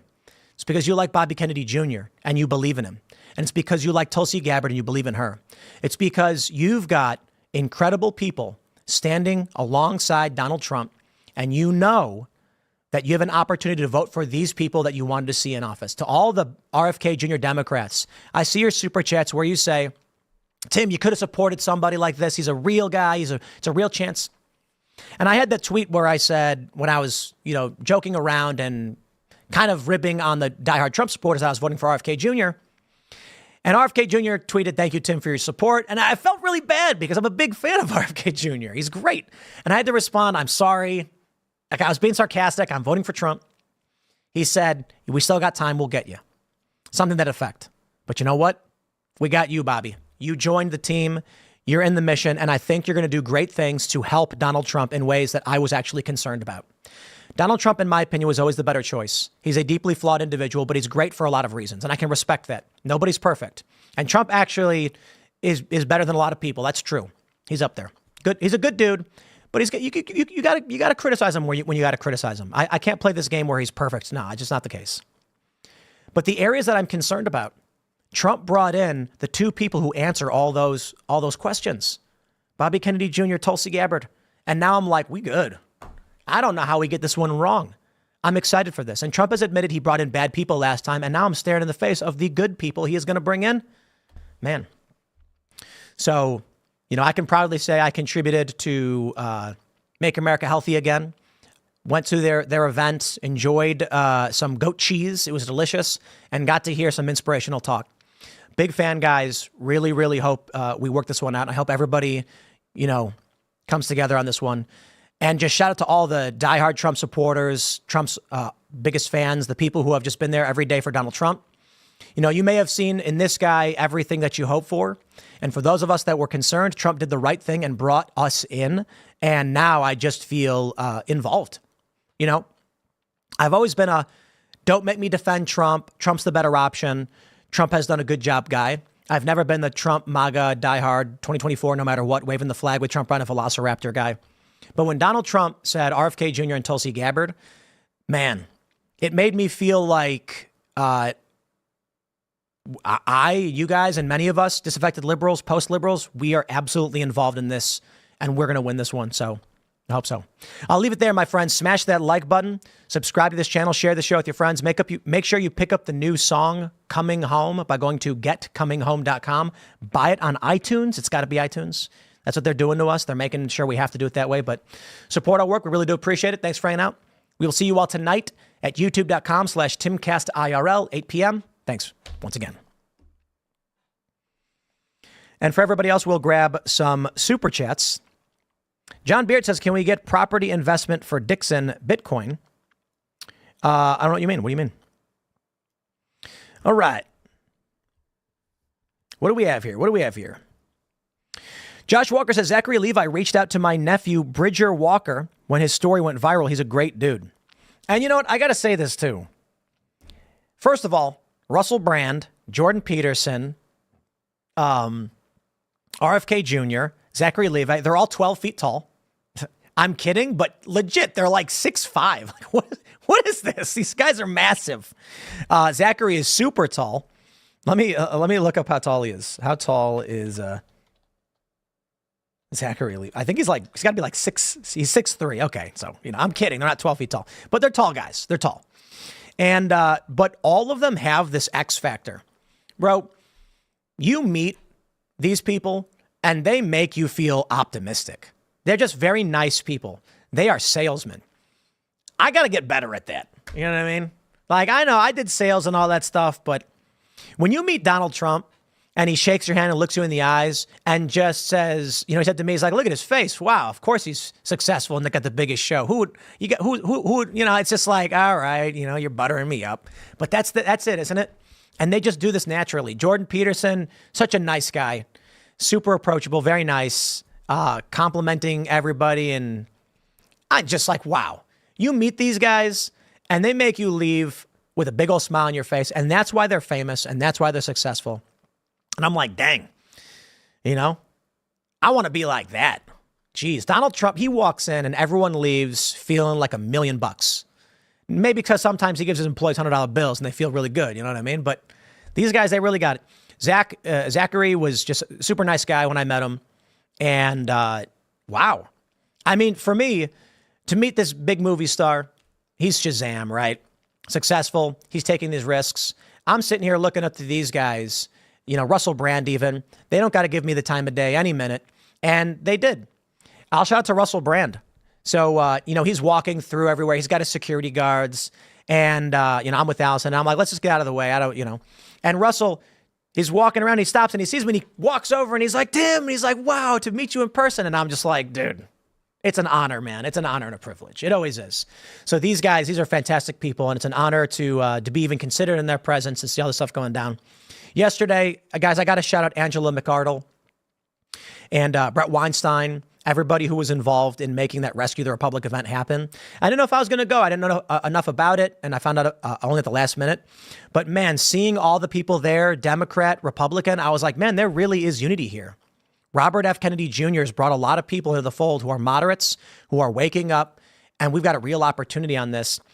I'm hoping that more happens. I hope we do more of these events, and there's some talk about it possibly, but I think one of the, I want to give a shout out to Angela McArdle of the Libertarian Party, who I think is doing some of the best work in this space behind the scenes. Honored to have had her on the show and the work she's done with the LP and this event yesterday. It's incredible. And wow, hard. Like looking at everything they built and set up, I'm like, geez, these people are working to the bone. But it is so incredible to see. And everybody wants another one of these. The Rescue the Republic event was so awesome. I'm like, we got to get more music. And I was talking to the boys, some of these other bands and artists. I was like, guys, we should do a big music festival. Because we got to get 100,000 people in the field. We got to get everybody. And then we got to have Bobby Kennedy come up and say that message in front of everybody. And how do we do this in 15 days? Yeah, we probably can't. But it was inspirational. It was pretty awesome. So I'll just grab, here we go. We'll grab one more. Blazalot says the Shazam scene of the kid jumping off the roof was phenomenal. The choice of becoming the hero. I loved that movie. The DC tried being so dark, and then, they nailed Shazam. It was great. It was more bright. That's what other people mentioned. It was colorful. It was fun, and I don't know. I thought it worked really well. I thought it was pretty good. I like where they went with it. And it's too bad. I think they didn't do as good of a job on the sequel. They could have.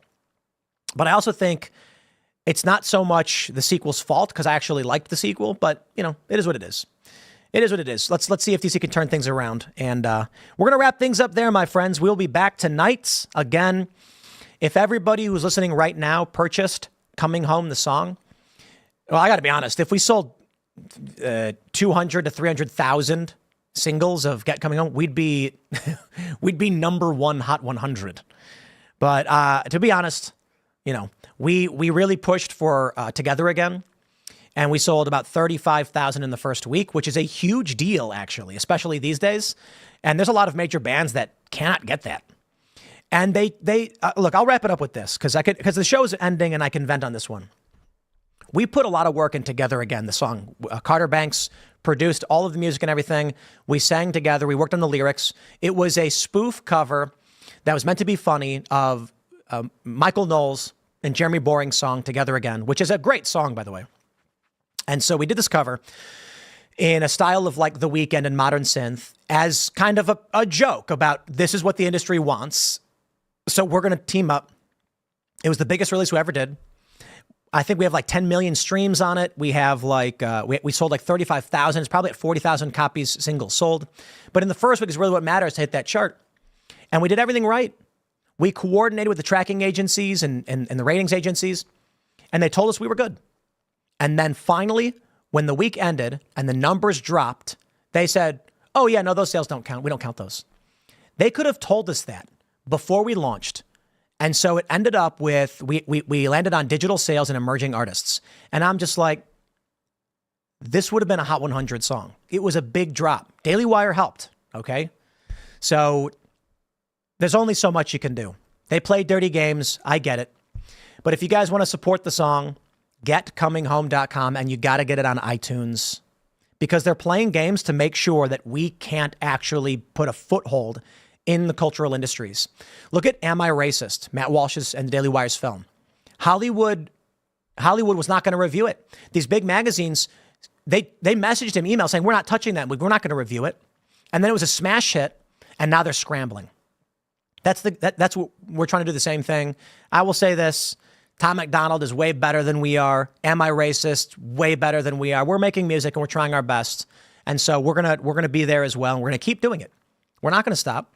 And if you don't like the music, that's fine. You don't have to like the music. And if you do like the music, please buy it. Because then we're going to force them to acknowledge that we're here and we're producing culture. And you can't just keep gatekeeping for your crackpot woke politics. Sooner or later, the floodgates will come crashing down and there is nothing you can do to stop it. You know why? These big artists struggle to sell music, and they know it. Nobody wants to buy the songs from these people. These artists struggle. So what do? They cut deals to put this new music in rotation so that they can force it to get views and then claim it's the biggest song ever released. No, it was just in your rotation. So anybody who turned on the radio or turned on the digital streaming playlists, that's the only song that got served. Then you call it a stream and claim, look at them, they're platinum. But how many people actually of these artists are getting fans who will actually be willing to pay money for a product? It's a busted game, and they're trying to gatekeep. So support us. We will be back tonight at 8 p.m. Thanks for hanging out, and we'll see you all then.